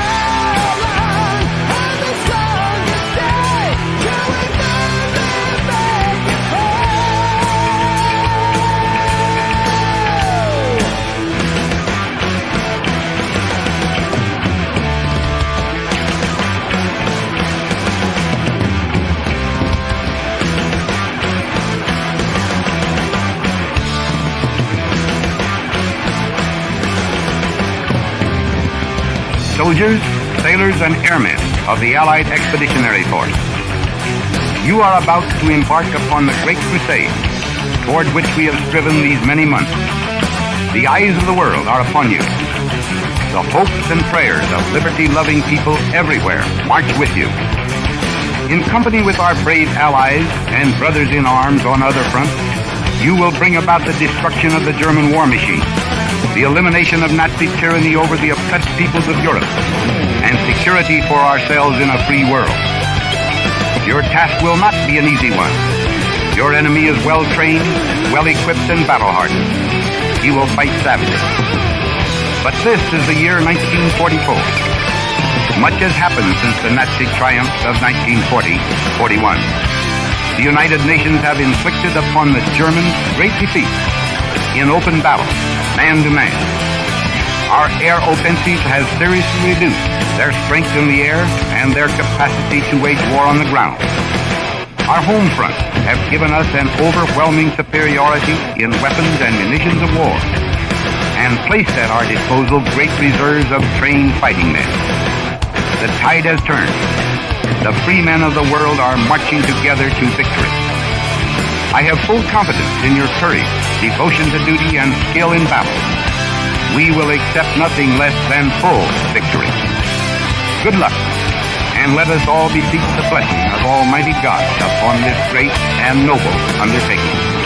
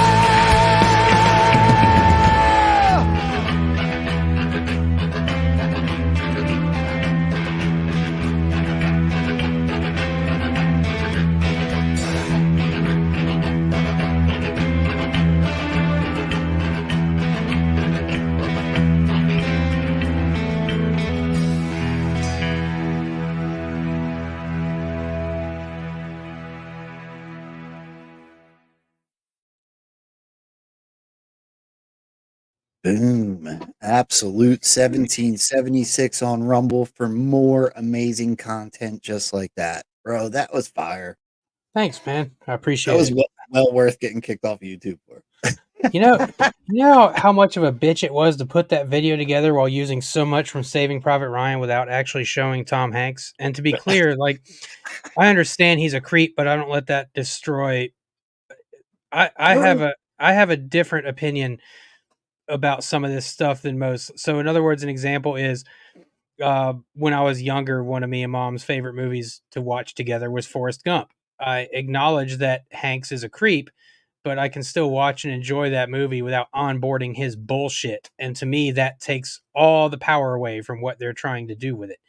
But that said, I try to avoid showing those folks in my videos, especially newer ones, as I've become more attuned to that stuff myself. That video was a bitch to put together without including any scenes of his face in that some bitch. It was. I'm about to ruin your day. Have you checked the news at all today? No. Oh my gosh, hold on a second. John Henry Bonzo with the $10 Rumble rant. Murderers, liars, and thieves. Nothing new under the sun. Be well and press on. Godspeed. Thank you very much, friend. I appreciate you. And that was really fun to be able to hang out in the chat over on Pilled. Oh, look, there's a Rambo sticker. Everybody throws up a bunch of stickers in Pilled when there's music on. Everybody's dancing. It's having a good time. Stickers are awesome on Pilled. Bro, so obviously Joe Biden went over to France today because it's D-Day, right? Right. I struggled through watching his speech and everything before and after. At one point, he doesn't know whether to stand up or sit down. I couldn't tell if he was trying to poop himself or what it was, but this is the 1 second I picked up on where I'm like, what the hell? What is this? The Grammys? Actors talking to actors? Watch this, dude. Watch this and tell me when you see it. It's a very short clip. Save democracy in our time as well. Thank you very much, and may God bless you all. May God protect our troops. Thank you. Who is that? Did you see it? Did you see it? Vaguely. Hold on. Yeah, do it again.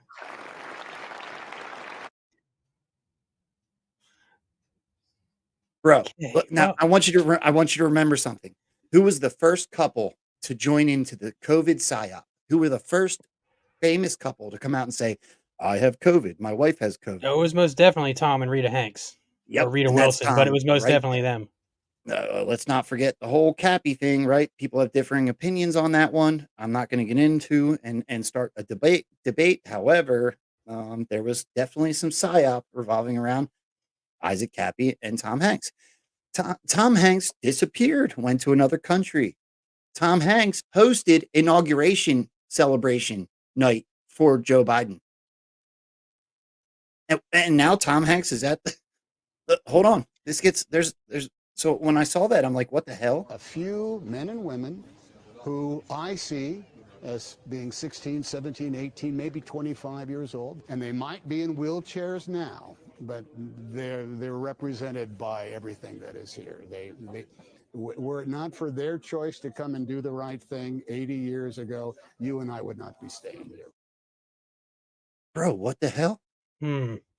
Now, see, if obviously you watch Eye of the Storm, many in your audience do, so I'm the kind of dude, it's pretty clear I don't dismiss anything until it's absolutely dismissible. I always leave the door open a little bit on some things. It wouldn't surprise me. I mean, we were told by Q, you'll laugh when if you knew who brought down Hollywood. I'm paraphrasing there. Actor's gonna act, man, and we're seeing a whole lot of Ghost Army stuff.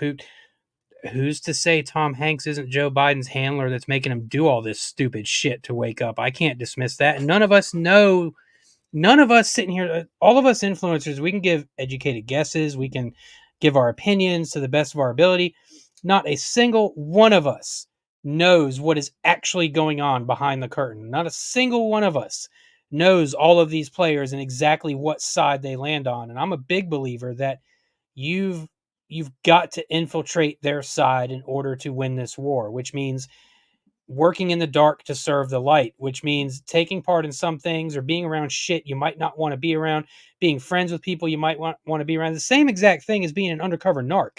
Sometimes you're going to have to do a line of cocaine to convince the drug dealer that you're a drug dealer. And so that who knows what the deal is with Hanks. I ultimately I would like for him to be a super undercover good guy that's setting all these fools up and walking them off the cliff and playing a very specific part. I don't rule that out at all, man. I don't necessarily feel that's where he stands, but I could be wrong, and I'm open to being wrong. And if there was one actor I had to pick that I hope we're wrong about, and he's not an actual satanic creep, that would probably be Tom Hanks. I hope your theory or your thought train on this one is correct, man. I will say that. I can't dismiss it. And I could certainly see it. It's very interesting, the things he said about D-Day. It's like kind of, how can you keep pushing if that's what you really believe? Well, let me be clear. I'm not saying anything about Tom Hanks because here's where my emotional roller coaster went. Tom Hanks has some of the greatest movies on the planet, right? You already mentioned. Yeah, absolutely. You already mentioned Saving Private Ryan. We've all seen Big, right? We can go right there. FOX. Like I was I had a girlfriend in high school when that You Got Mail came out. It was I know every word of You Got Mail. Right. It is what it is. I can't help what happened in my past, just like heroin addiction. But I now have been emotionally led down this path where I despise the man. I despise everything he stands for. Right. And I have to take a step back because I've been taught to protect my mind and control my emotions.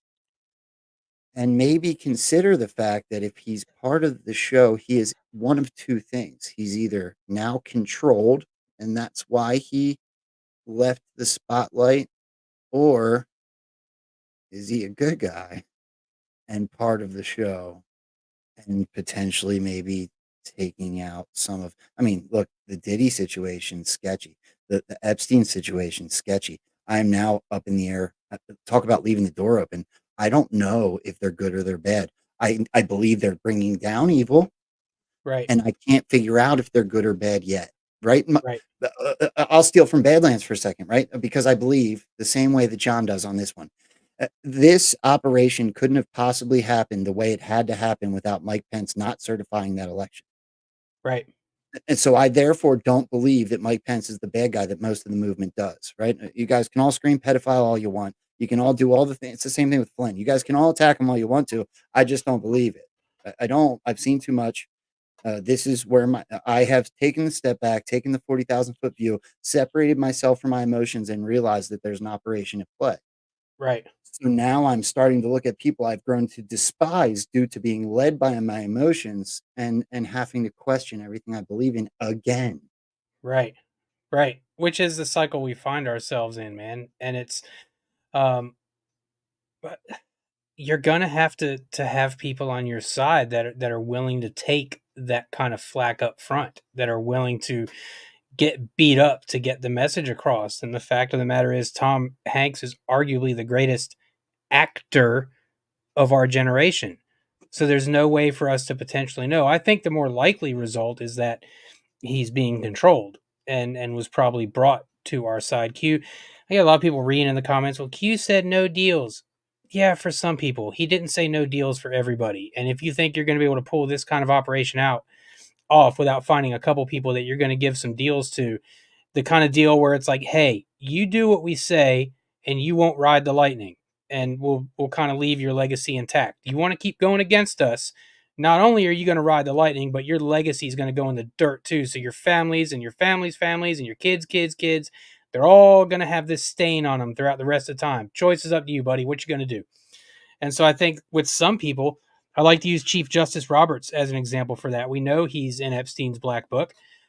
We know to an extent in the past he was very controlled by the deep state.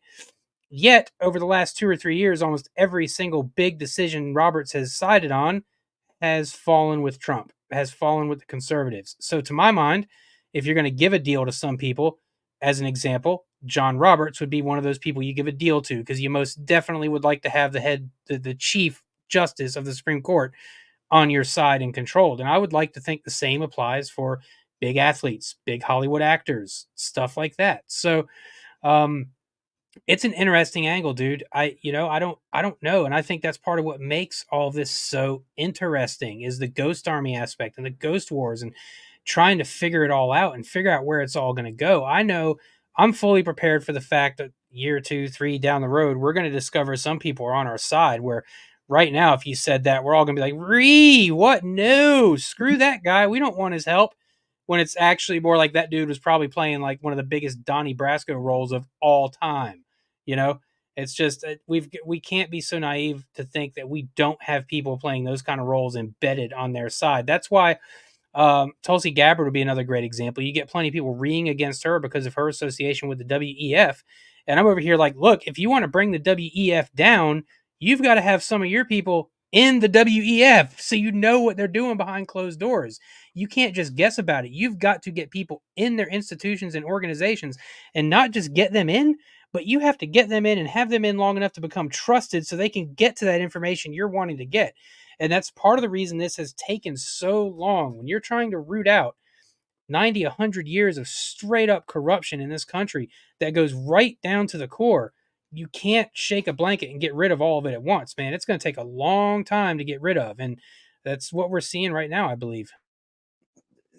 There is truly a level of ascension that look, I do believe that once we're able to have these conversations separated from emotion, where so many people get their feelings hurt when we have these conversations, when we have these talks. I don't know how well you know JF Non or Sapioplex, aka Smart Paul, but they're regulars on this show. And you want to talk about some guys that have completely broken free from giving a crap what anybody thinks of them. They truly they go back and look at historical patterns and things. I just had them on yesterday. And it really kind of destroys my perspective on a whole lot of like having normal conversations with people, because we dive so deep into potentially what could possibly happening. It can come off woo or whatever, except for that they have the common sense level is off the charts, right? So it becomes this whole nother, it's almost like you're ahead of the curve when you start to be able to have these conversations. Not that you necessarily have to agree or debate them or fight about them, but the ascension level that comes with being able to have the conversations without getting upset at your fellow man that I love, right? I think that that's the most important part is a freedom of thought process and a love for one another. And if we can all travel through this period of time and come to an agreement upon a thought process like that, then we can get back to debating the real issues without all of the unrest, without all of the hate and the division. And Right. I truly am coming to the belief that that's the goal. I think that's the Yeah. goal at this point. Yeah, I think that despite all the chaos and confusion, that there's actually a larger plan of healing going on right now. And part of that plan of healing is deprogramming and unconditioning people from the division they've been taught is normal. The divide they've been taught is normal. You know, it's become normalized to even us as conservatives to look at a Democrat and say, well, fuck them. I'm not working with them. Yet at the same time, so many in this movement revere JFK. It's kind of weird, right? Because he was a Democrat. Yep. You know, I promise you, there were a lot more people on the left that are closer to us in opinion and thought than we are aware. And that the reason we don't know that is because there's not these conversations bridging the divide. And we need that so badly right now. I'm willing to have if I know going into said conversation that it's not going to turn into a piss fest and a yelling match and we can each debate our points rationally, I will talk to any leftist any day of the week within the confines of a rational discussion, as long as they're not going to go Karen or I'm not going to go Karen. Then that's how it should be. We should be able to talk to each other. It should, you know, I've had plenty of conversations with my life as a Christian with people from varying faiths that didn't devolve into a shit fest. Why can't we have that across the board across various topics? Why can't you? It's even been refined down to the sports level, dude. Like, I'm a Yankees fan. Let me tell that out front to a lot of Red Sox fans. See how much Right. conversation I can get going. When I'm sitting here going, it's a fucking sport. Bro, I'm from When they're Philly. not, You don't gotta tell me. yeah, it's oh god. So you're a Phillies fan? All right, well, whatever. You know, interestingly enough, though, I have another good friend that I met through. She followed me and watched our shows over on Badlands, and we ended up becoming friends. And her screen name is Tattoo Teacher, and she's a big Philadelphia Phillies fan too. And I literally sent her a screen cap last night of the standings, and the Yankees and Phillies are tied right now for the best record in baseball. I said, "Hey, last time this happened this late in the season, we played in the World Series, so." I told her we might want to be prepared to not really be friends that much toward the middle of October this year. Who knows? But it's the point is that kind of stuff is kind of been ingrained in us. Even myself to a degree, man. There's certain things I look at and there's a division there. It might be music or sports or politics or religion, and you make the initial snide comment about F those people or I don't want to talk to them and that's been conditioned in us, and that has to be unconditioned. We have to be able to have conversations, man. We especially have to be able to have conversations with people you vehemently disagree with. Those are the people you need to be having conversations with, and that's why I'm so hard up about being over on Twitter. That's why I think it's so awesome that you throw piss to the wind and say, screw it, I'm going to stream over to YouTube, even though I'm probably going to get yeeted off of there at some point. We were told not to leave the battlefield. I love Telegram. I love True Social. But largely over on Telegram and True Social, you're catering to your own audience. You're catering to nothing but conservatives. That doesn't help win a war. You've got to get out there where the different opinions are and start talking about them and putting truth into people's timelines. That's why I'm so hard up about people being over on Twitter, despite what a lot of folks say about Twitter. That's why I do pay attention to leftist news outlets, not because I agree with what they're saying, but because we need to know what they're saying. And there's a big difference.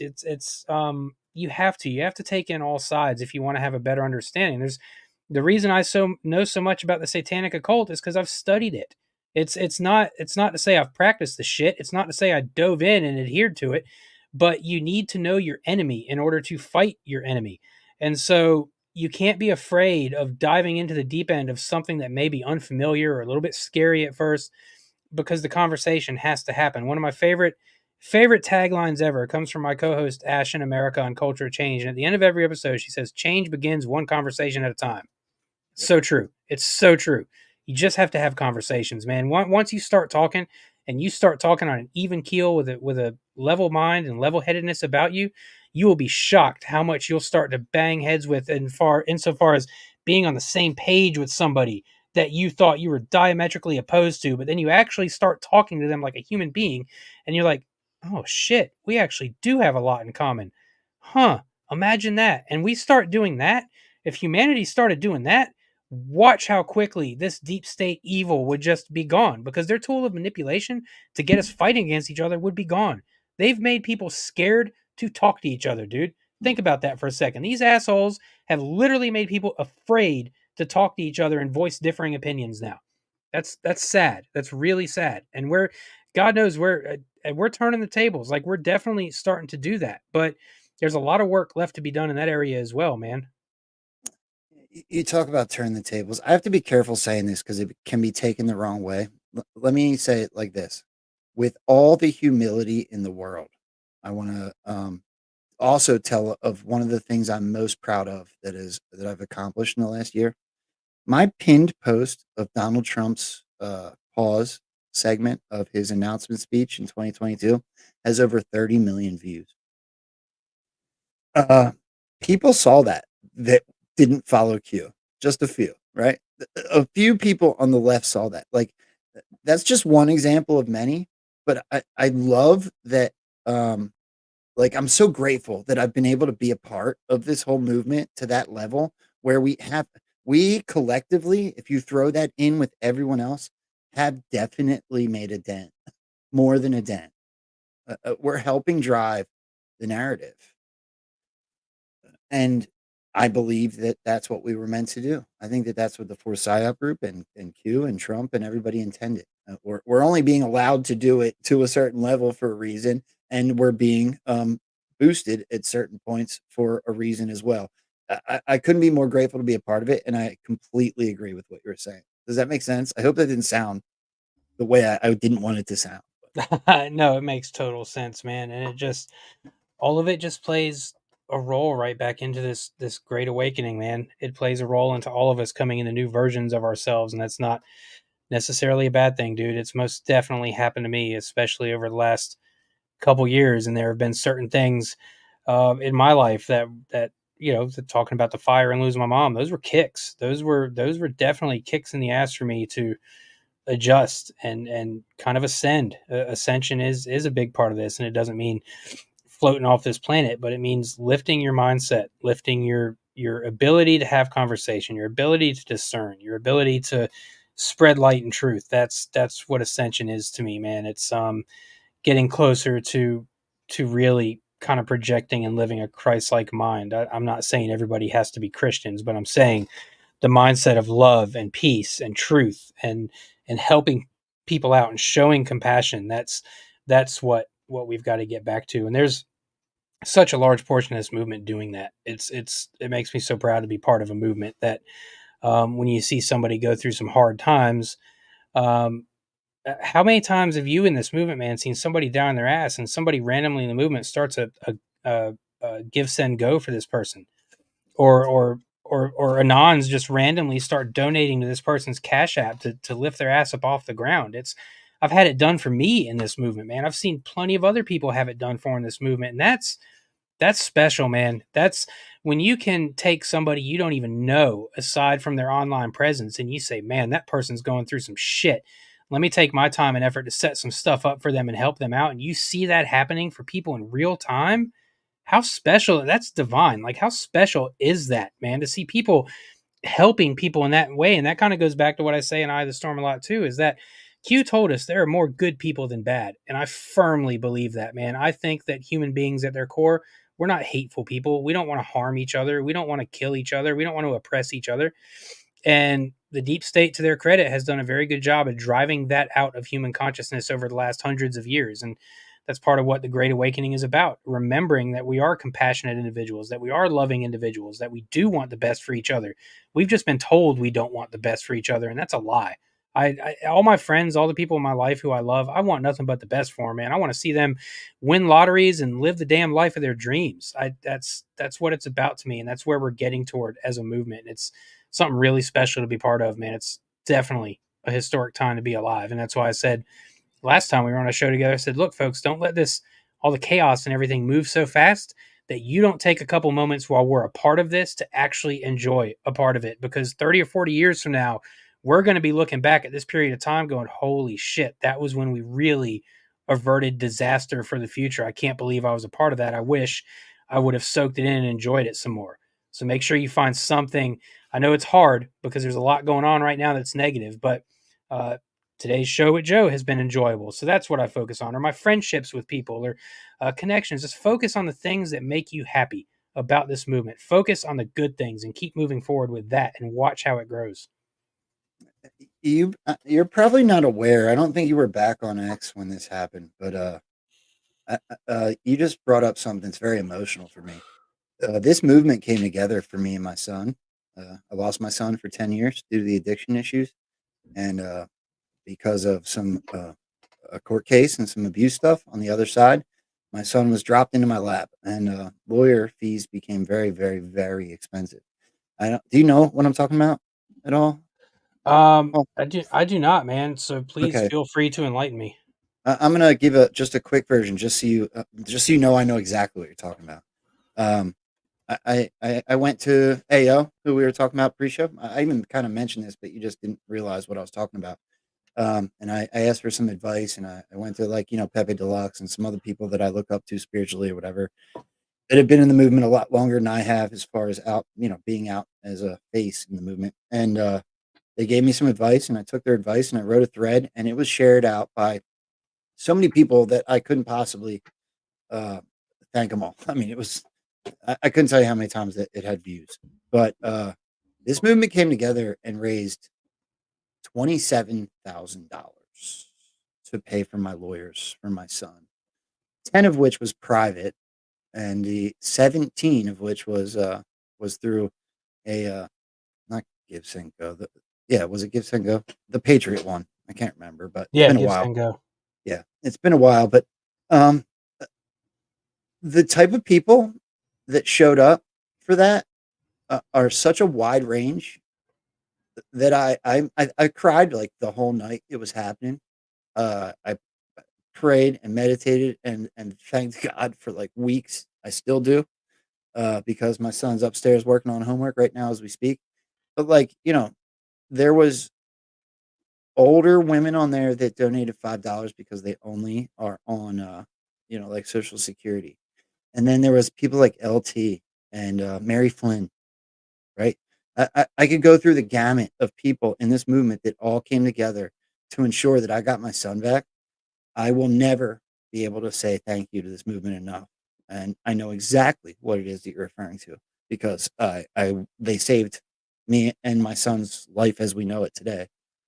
It was literally the movement that came together for me to do that. It still to this day blows my mind. I'll never be able to repay it. Yeah, I've had very similar things happen. So 2019, August of, I backtrack a little bit. In May of 2019, I absolutely blew my knee up and needed surgery on it, and was lacking the means to get that done. So I was able to, I had the down payment, but you had to have a little more assurance for them to, medical vultures to actually fix you. And I got that taken care of, and it was pretty rough. I wasn't really able to do very much. I started rehabbing it like immediately, but it still, it hobbles you and takes you out of your routine a little bit. And it was, Jesus, dude, it was like a month after that knee surgery that Barbara's grandmother passed away. And within a week of that, Barbara's mother unexpectedly passes away. And so here we are, like we're starting to get beat up a little bit, and it's like, man, what do we do? And it's it was a month after Barbara's mom passed away that we lost the house in a fire. And it was like, what am I going to do? And so when the house burned down, at the time, I had my own catering meal planning business. I had successfully stepped out of corporate kitchens and started doing it for myself, and it was going pretty well. And when the fire happened, it destroyed all my stuff to cook with. I didn't have the means to do that anymore. And then it was shortly after that that COVID started happening. It was like within 6 months, COVID popped off, and so nobody was looking for meal planning and catering at that time. And I'm what the hell am I going to do? What am I going to do here? Like I'm about to lose my house. And there was a friend on Twitter, Relentless Truth, that got wind of this and put together a little fundraiser for me over that Christmas. And it was, so we moved into this house, September of 2019, and that Christmas came, and no, it wasn't that Christmas. I'm sorry. That Christmas we had help from a couple friends at the gym, at the dojo. It was the next year I'd started getting back on my feet a little bit. I'd started a little Etsy shop that was selling things to keep the bills moving. And then of course Biden's economy hits and that drives it down, and I was doing all right. And certainly, was paying the bills, like the rent was getting paid, food was getting put on the table. So it wasn't super dire or anything, but Relentless Truth at this point, this would be Christmas of 2020. We were chatting and it had been brought up about, what are your plans for Christmas? And I said, well, I'm probably just like going to cook dinner and we're just going to kind of hang out as a family. Like things are pretty low. So I don't really think we're going to have much of a Christmas, but our Christmas is being in this house with each other. And he took it up on himself to kind of start a little, it wasn't even necessarily a fundraiser. What he was doing was basically providing people with Christmases. And he didn't know how poignant this would end up being, because he ended up getting enough to me where my family was able to have a pretty decent Christmas. And it was certainly the best Christmas we had had in the prior 5 years before that. And he didn't know at the time, but that was my mom's last Christmas with us. And that was her favorite holiday. So he helped in part to make sure that my mother had a beautiful Christmas as her last one here. And then, so you fast forward a couple months into March of 2021, and this is when she passed away. And I was lost. I was done. I mean, you just went through losing my wife's mom and her grandmother and our home and my two businesses and now my mom. And it's like that was back to the beginning of the episode. That was one of the times I got mad at God for a little bit. I was like, what, dude? Like, have you just forgotten about me? Because it seems like you're ripping everything I care about away from me.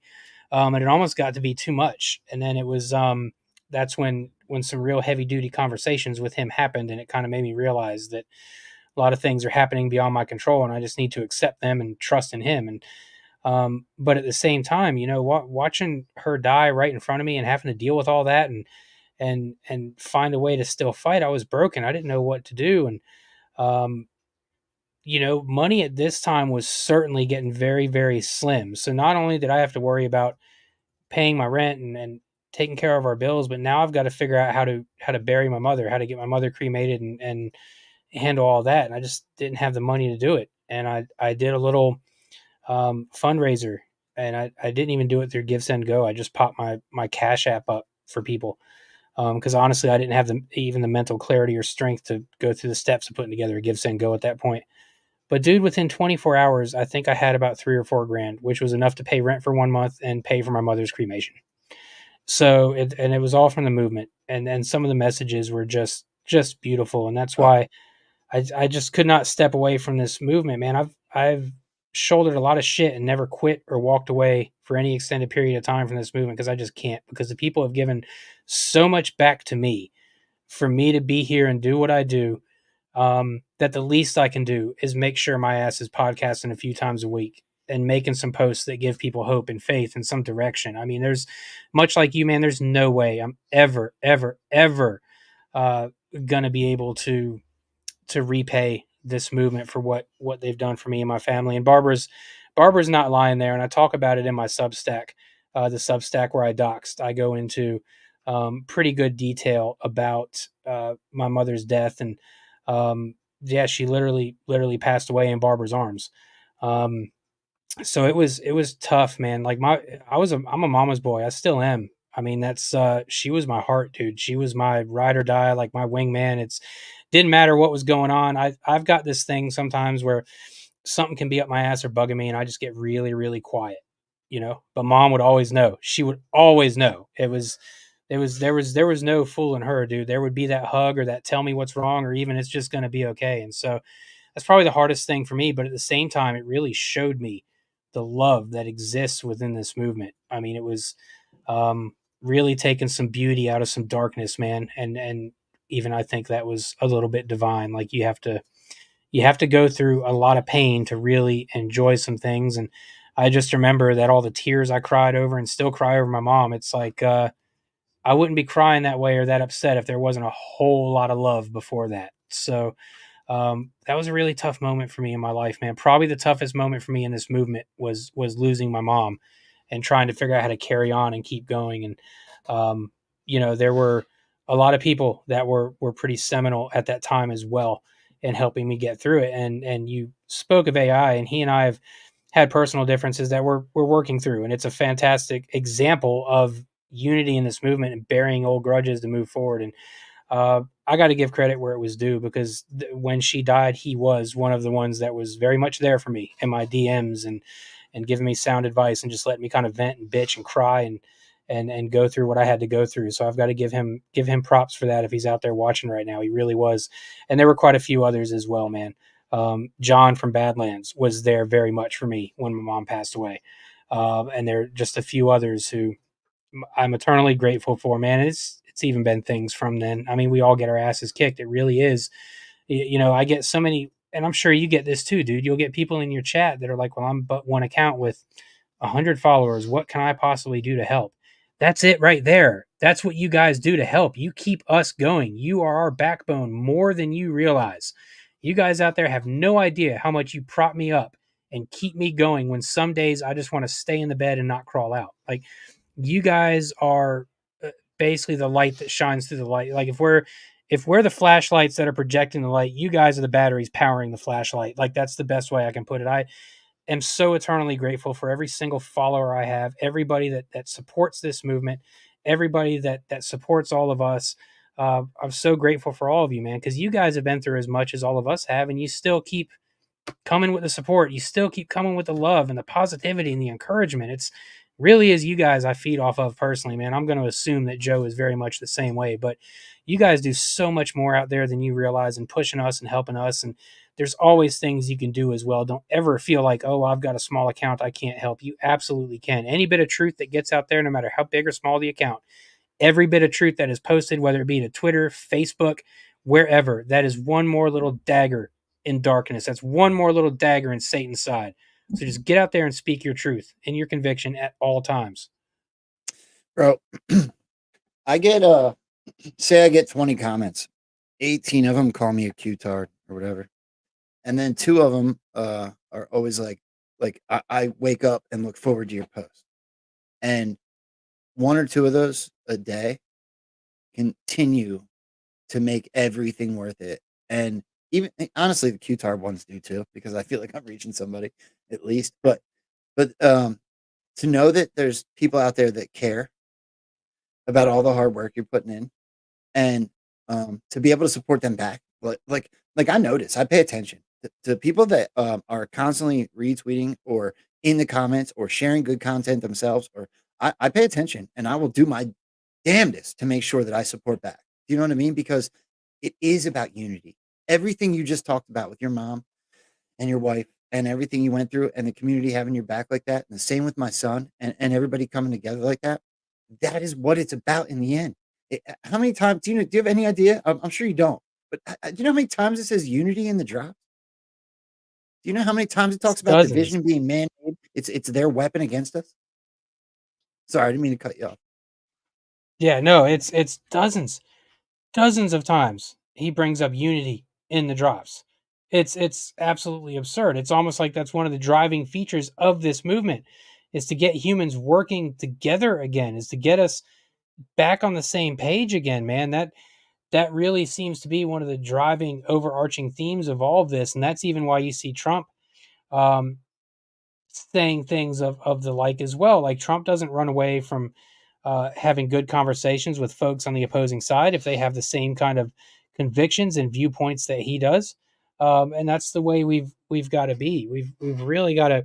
And I'm not saying, go hold hands with communists. No, they're the enemy. But there are plenty of people on the other side of the aisle who are not communists that equally, like some of us, have nowhere to go because they're afraid to speak up within their own party. It may even be harder to be one of those folks within the GOP or the left that understands what's going on, and you're so entrenched that you don't know how the hell to speak up right now. You're literally fearful for your life, your career, if you speak up. And I think that's why what we do serves another purpose, because by all of us, and I'm not just talking about influencers or folks with shows, I'm talking about everybody out there watching too, but all of us speaking our truth without fear will give these people the strength to do the very same thing within their positions. And that's what we've got to drive toward, man, almost more than anything else in this movement. We want our country back. We want freedom, but we also need unity and healing as well. There's going to be a lot of that in the future too. And that's why I'm kind of on the hill that I told you so's aren't going to be needed right off the bat. We're going to need to be shepherds and lighthouses and help people find their way. And then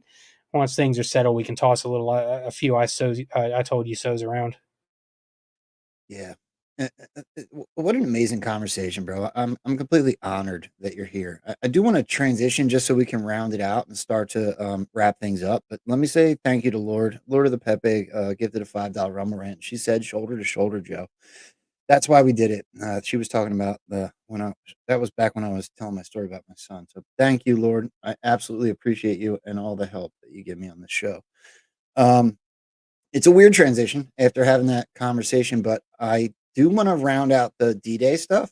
So we talked about General Patton. We talked about D-Day and what it is they did. We talked about the Ghost Army. We talked about the fact that Donald Trump pointed and spotlighted many times General Patton. And I would like to think that everybody already kind of made this connection, but just for the sake of the show and coming full circle, I want to play one of the fourth PSYOP groups Ghost in the Machine videos. So it's not something anybody hasn't seen yet, but it's the newest one, right? So you have Ghost in the Machine, you have Ghost in the Machine 2, and you have a few in the middle there. Their Instagram page is on fire. They didn't have anything yet this morning when I was looking for D-Day, but I'm sure they will by the time we get off of here. I will be going over there to check. But let's watch this Ghost in the Machine 2, and then I have one thing I want to do before we leave, where we get the hat tip the work you and Joe do together over on Badlands. Which I think will be really cool to wrap it up. So let's watch this Ghost in the Machine 2, just so you can connect all the dots we just talked about in D-Day.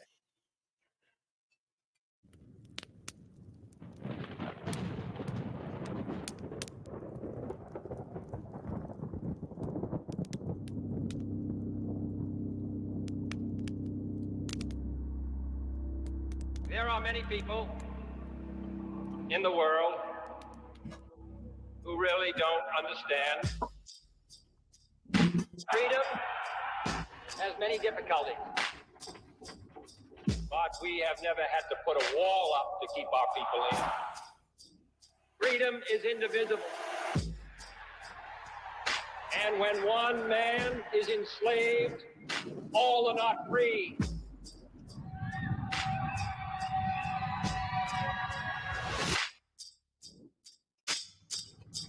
Modern war has become a struggle for men's minds as well as for their bodies. Today we face an enemy who spends enormous sums of money and manpower all over the globe in an attempt to subvert the thinking of the people of the free world, confuse, divide, and ultimately to subjugate. It is a contest unlike any we have ever faced in our history as a nation. Contest for the minds and hearts of people around the world, all people.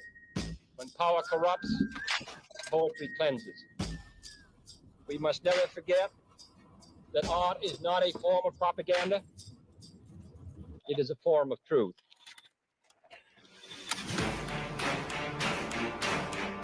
Psychologists find that control of emotions can be gained by understanding the stimulus-response pattern. Things become associated with these primary stimuli, partly by a process called conditioning.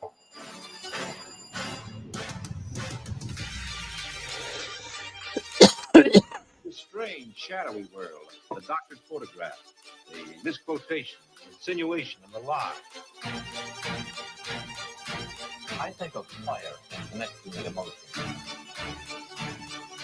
Cause, effect.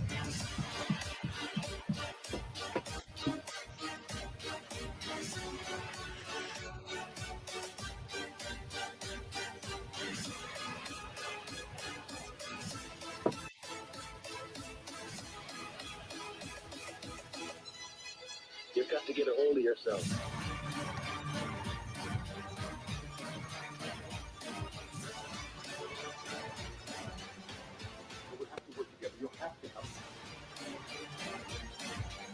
light our country and all who serve it, and the glow from that fire can truly light the world.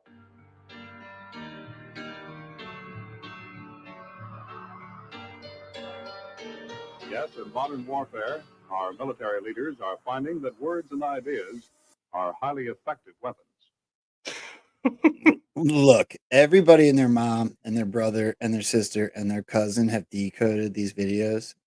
My point is not the decodes, even though the comms are mind blowing, right? My point is there's no coincidences at this level, and there's no way that General Patton's getting spotlighted, that the Ghost Army of World War II is getting spotlighted, that General Patton, that everything that's going on, and the fourth PSYOP group is putting out Ghost in the Machine videos as we're going through this operation. There's just not enough coincidence on the planet.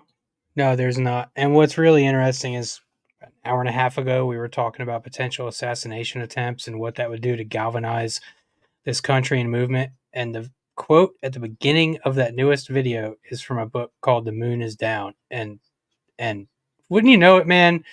The whole premise of the book is about a revolution that really gets ignited and galvanized when their leader is taken out. Huh. Curious. And I always bring up the point as well. You've got the fourth PSYOP and you've got the eighth PSYOP. You've got 4chan and you've got 8kun. I just think there's way more going on there than people realize, man. I don't know. I have no idea. I'm not clued in on these dudes. I'm not a part of these dudes. I don't know shit about them as far as like what's going on behind the scenes. The only thing I know for certain is I would love to be able to have the opportunity to edit a video with that budget and those kind of editing tools, because their editors are straight fire. That's, but on a serious note, yeah, all comms aside, it's not a coincidence that we've got Patton coming back up right along, that the fourth PSYOP is a thing, and we've even seen some MSM outlets and our usual idiots over at Media Matters and the like reeing over the latest PSYOP video and kind of having some panic over it. It's like, well, what's going on here? Why are these guys making these kinds of videos? And again, not a coincidence, man. There is Reagan said it best, and I'm pretty sure he even stole it from Churchill, and I'm pretty sure he even stole it from somebody. But there's something going on here that goes well beyond time and space, and that's what we're a part of. This isn't just some menial little right versus left, New York Yankees versus Boston Red Sox fight here. This is the spiritual war. This is big. It's not just, hey, Q told us, man, this is bigger than you could possibly imagine. Oh, wow. What is that? That's interesting. Sorry, I'm watching something in the chat. So the last thing I wanted to show, just to give you and your partner over at Badlands, Stormy, Patriot Joe, we all send each other things just in case anybody's aware, so that first of all, you can see everything that's going on and what people found, and also so you can share it out and amplify the message. And Joe sent me something this morning that is interesting because it kind of ties back to the conversation we had the last time you guys were on. And I just wanted to show it quick. So Stormy Patriot Joe, True Stormy Joe on Twitter, sent me this. In my opinion, crossover, Q and Devolution. Oh, so do you remember when I asked the question? Because you guys are on Badlands. So I asked the question about if you guys have any struggles or if you find it a unifying aspect that, because some people that follow Q are anti-devolution and vice versa. Right. I'm not that way. I believe that they are parallel, and Joe sent me this for that reason. He thought that this post would draw a parallel between the two, or that they're working together type of deal. So Q 4414 6420, Secretary of Defense. Correct me if I'm wrong about anything. It's nice to have you on here, Abs, as I read something like this. So red 1 through 6, Mountain Castle Rock. DOD changes on exact 4-year Delta 6/4/2024. The COG document changes due to the length of Secretary of Defense instructions. 6 points. Mountain, Rock. Devolution now mentioned 13 times. Message to them. Go to the 1 hour, 19th minute of Devolution Power Hour to hear the breakdown of the new DOD continuity policy.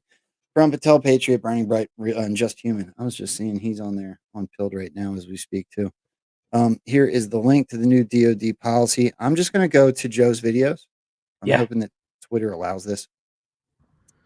Okay, this is huge. Okay, this to me is the biggest Q-proof crossing over to devolution proof yet. So let me roll through some of it. Okay, so Q4414 was exactly on June 4th, 2020, and there's 6 points Q makes here. June 4th, an exact delta, 4-year delta. What do we have? The DoD continuity policy has an update.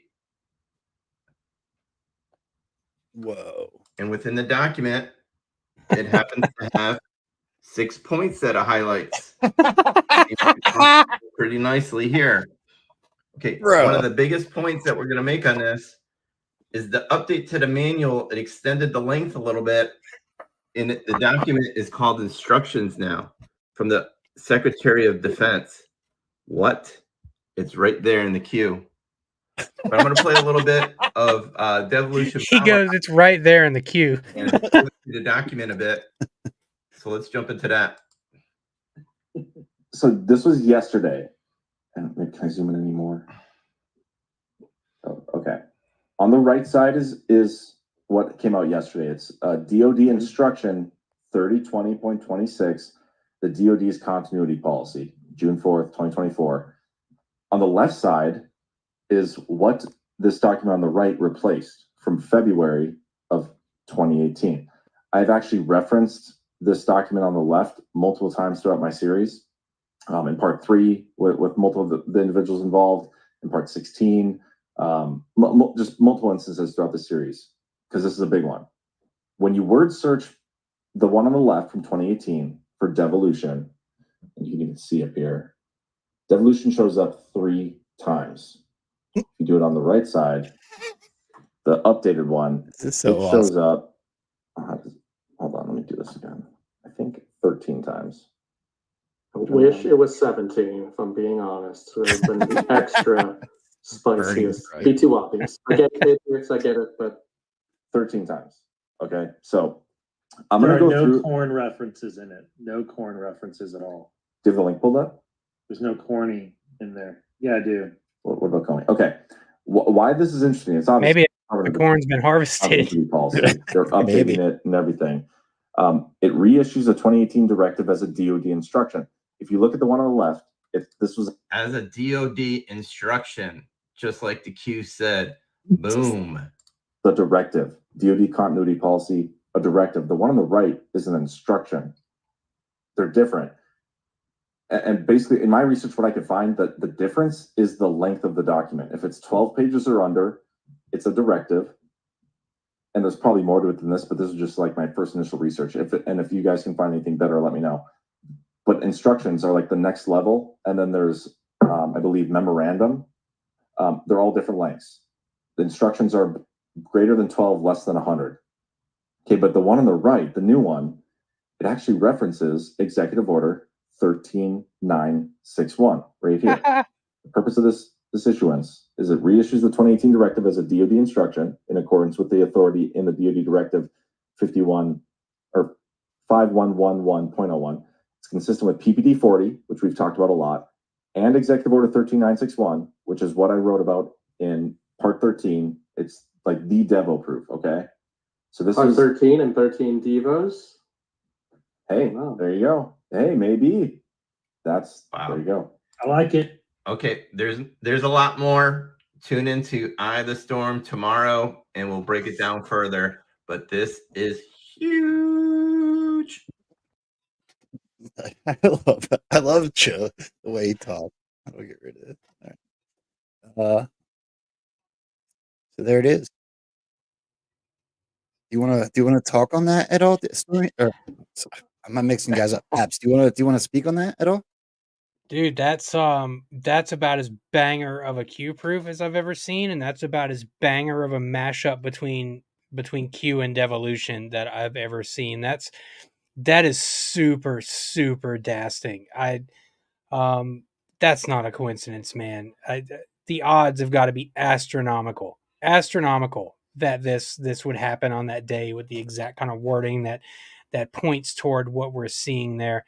You could make the argument right here that this was basically done to say, yes, these two are connected. This is in fact more than likely, or a variation of it, is what's going on. Yeah, this one just smacked me when Joe showed it in the chat, and then it just smacked me again. It's just, I don't know how you can deny that. I don't know how you can look at that and deny it. And it's the mention of devolution 13 times. Me and Joe have went over before how the White Hats like to include numbers as comms in their messaging, and the White Hats use 13 a good bit, not to.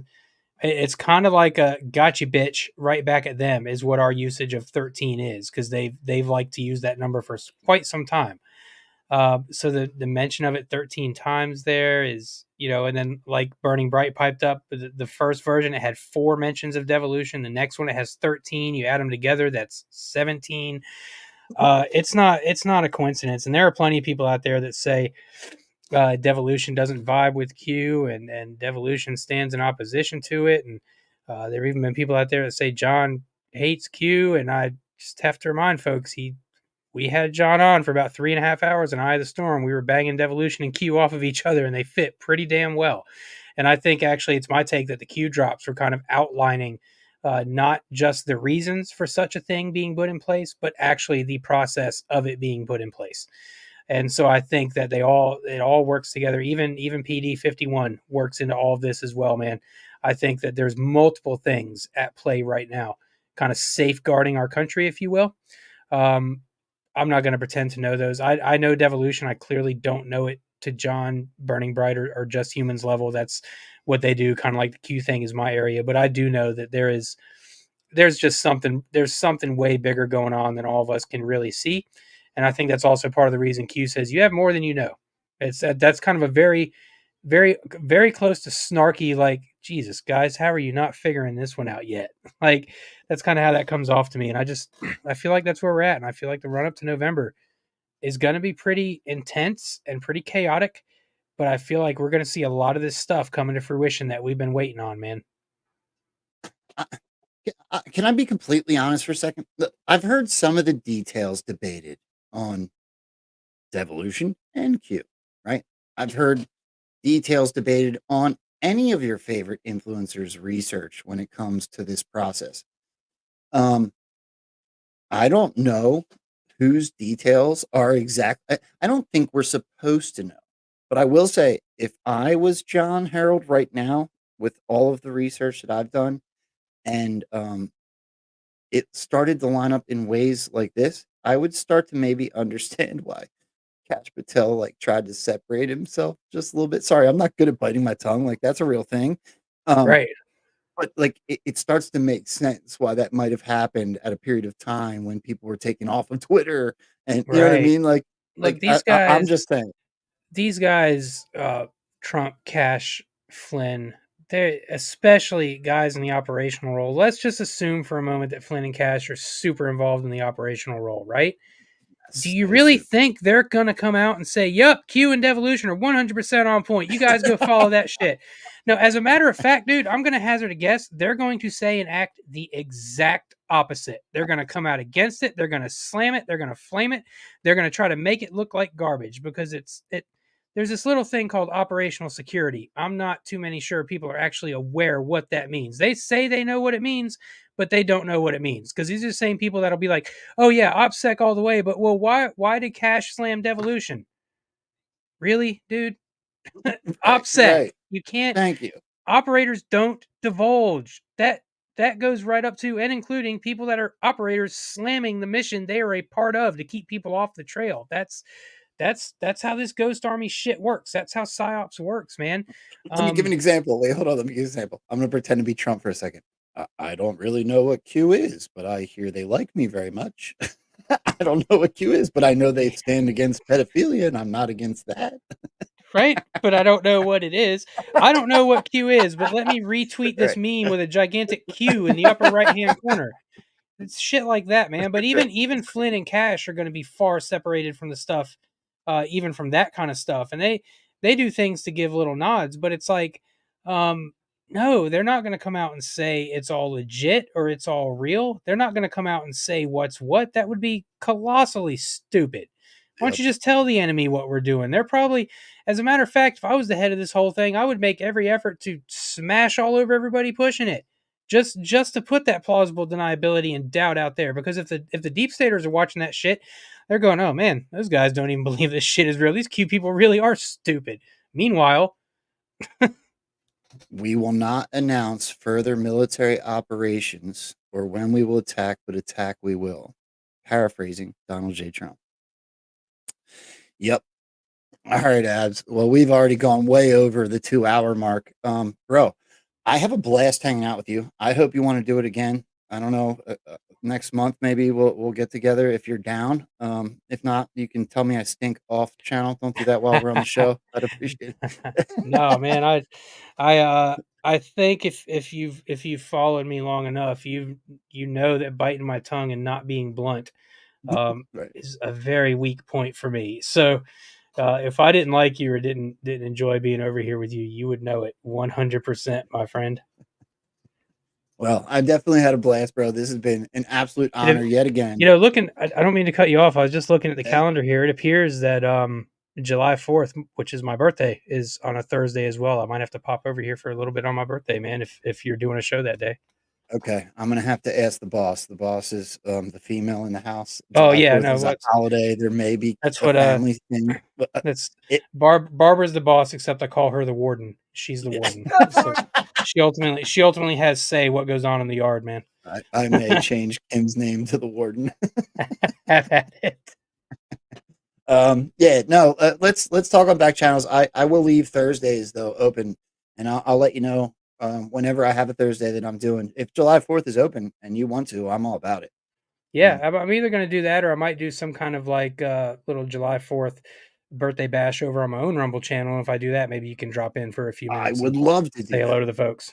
So yeah, absolutely, I would be honored. That would be awesome. All right, cool. Well, then we'll talk more. What I'm going to do now, what I'd like you to do, I did throw a bunch of your links up, as I believe it is your beautiful bride was putting them up in the chats. But I would like you to verbally let everybody know about your Rumble channel, where you guys air on Badlands, what time and all that, where they can find you on social media, stuff like that. Yeah, for sure, man. The first one is Twitter. Obviously, you guys can go find me over there at RealAbs1776. It's right up there on screen underneath my handle. You can find me on True Social at Absolute1776. Telegram, you can find me t.me/Absolute1776. Barbara just shared my link tree there, which has all my links as well. And then, of course, rumble.com/Absolute1776. And I'm also over on Substack. I definitely keep a lot of my current relevant posts are primarily targeted toward my Telegram and my Twitter. My Substack notes and my True Social I use a lot for sharing of shows and decodes and things like that. But actual commentary, things like that from me as things are happening, I keep that mainly to my Twitter and Telegram. And yeah, my Rumble is, I'm still in the process of getting that all together and building. I've had a Rumble for a while, but I've just recently really started organizing it. So I've got playlists on there now of Eye of the Storm clips, of all my original videos, of decodes, of Great Awakening related videos, all kinds of stuff over there. So make sure you check that out. And then Eye of the Storm up there down at the bottom of the screen comes on Tuesday nights at 10:30 p.m. Eastern time and Friday nights at 9 p.m. Eastern time on Badlands Media. So and that's basically, if you're unaware, me and Joe going over all things Q. We go over the drops in chronological order. We don't do a Q review every episode, though. Sometimes we have other segments. We have an America First segment where we'll highlight various patriots who are America First and about the MAGA agenda. We got another one called We the People, where we're basically going through the Constitution and Bill of Rights one by one and educating people on that stuff. Another one called Rabbit Hole, where we'll just kind of take a look at some off-the-wall batshit conspiracy theory and kind of do live digs. So it's a fun show, man. It's a really fun. The chat of that show is super fun too. So if you guys haven't watched, make sure you check out Eye of the Storm at some point, man. I think that's about all I got. I think I'm tapped. I've seen a lot of your guys' shows, certainly not all of them, but I will say that my favorite one that I probably showed to the most people, as I do just like everybody else when I watch podcasts and I see something awesome, I send it to a few friends and I show it to Kim and whatever. Your guys' proofs show you did. It's been a while now. The one that had every dog has his day proof, and Yeah. which was the last 15 or 20 minutes. That proof show was what I considered to be an amazing show to give somebody that just became interested in Q. Right. It will convince you that there is something going on, and I loved it for that, bro. It was awesome. So I would, if somebody was brand new to Q, there were two things from that show I would point them to immediately prove to them that it's real. The first one would be one of the two Q-Proof special episodes we've done.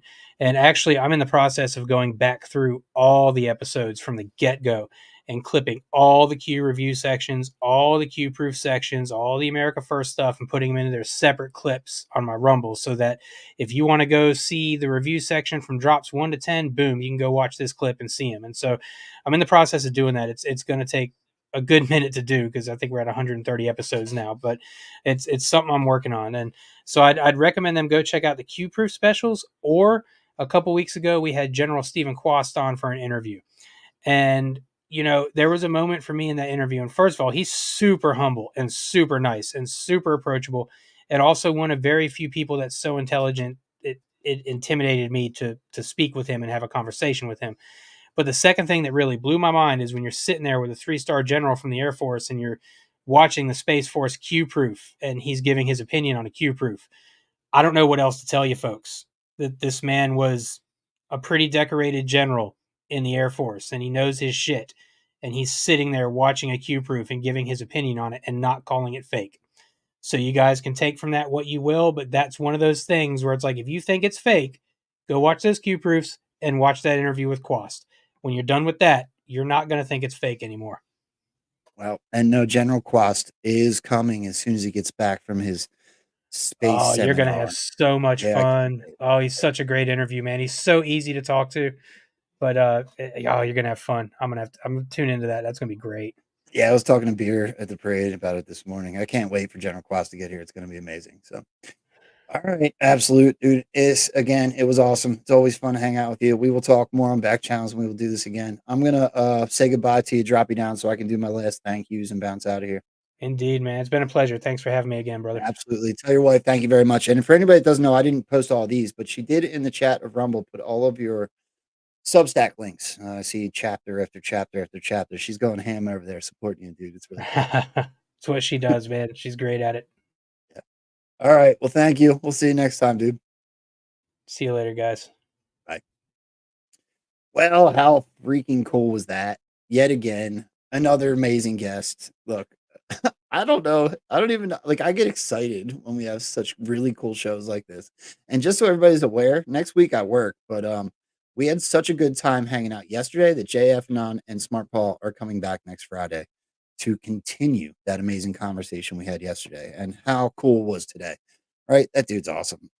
I'm so blessed to be able to sit and have these conversations and hang out with all of you. So thank you, first of all, for doing that. If you could, same as I always ask, hit that positive affirmation button on whatever platform you're on.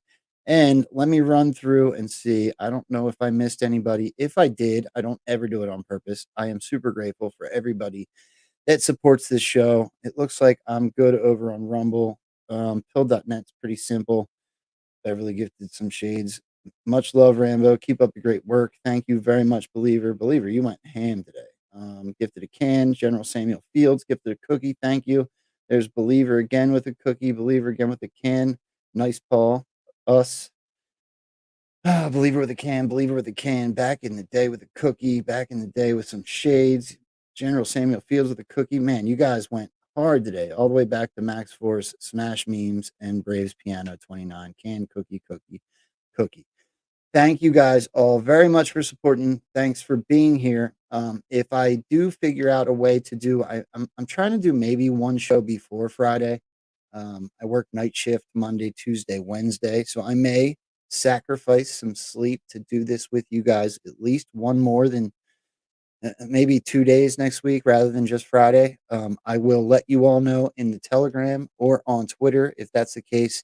As of right now, the next scheduled date will not be until Friday because I still work this dumb job. So, and for anybody that isn't aware, let me say this one more time as I do every show, just for anybody that might be new. This banner that runs across the bottom is because people ask me how they can support when they don't watch the show live. So if you're watching this on the replay and you should feel the need to want to support the show, I would be grateful to you as well. You can reach me at Cash App, Rambo and Frens. But please know that it costs nothing to come hang out. It's about the message. That is a choice should you choose to. All right. So much love. And we will see you guys on the flip side. I will still be at work on Twitter and Telegram and True Social. So until then, much love. We'll catch you next time. Peace.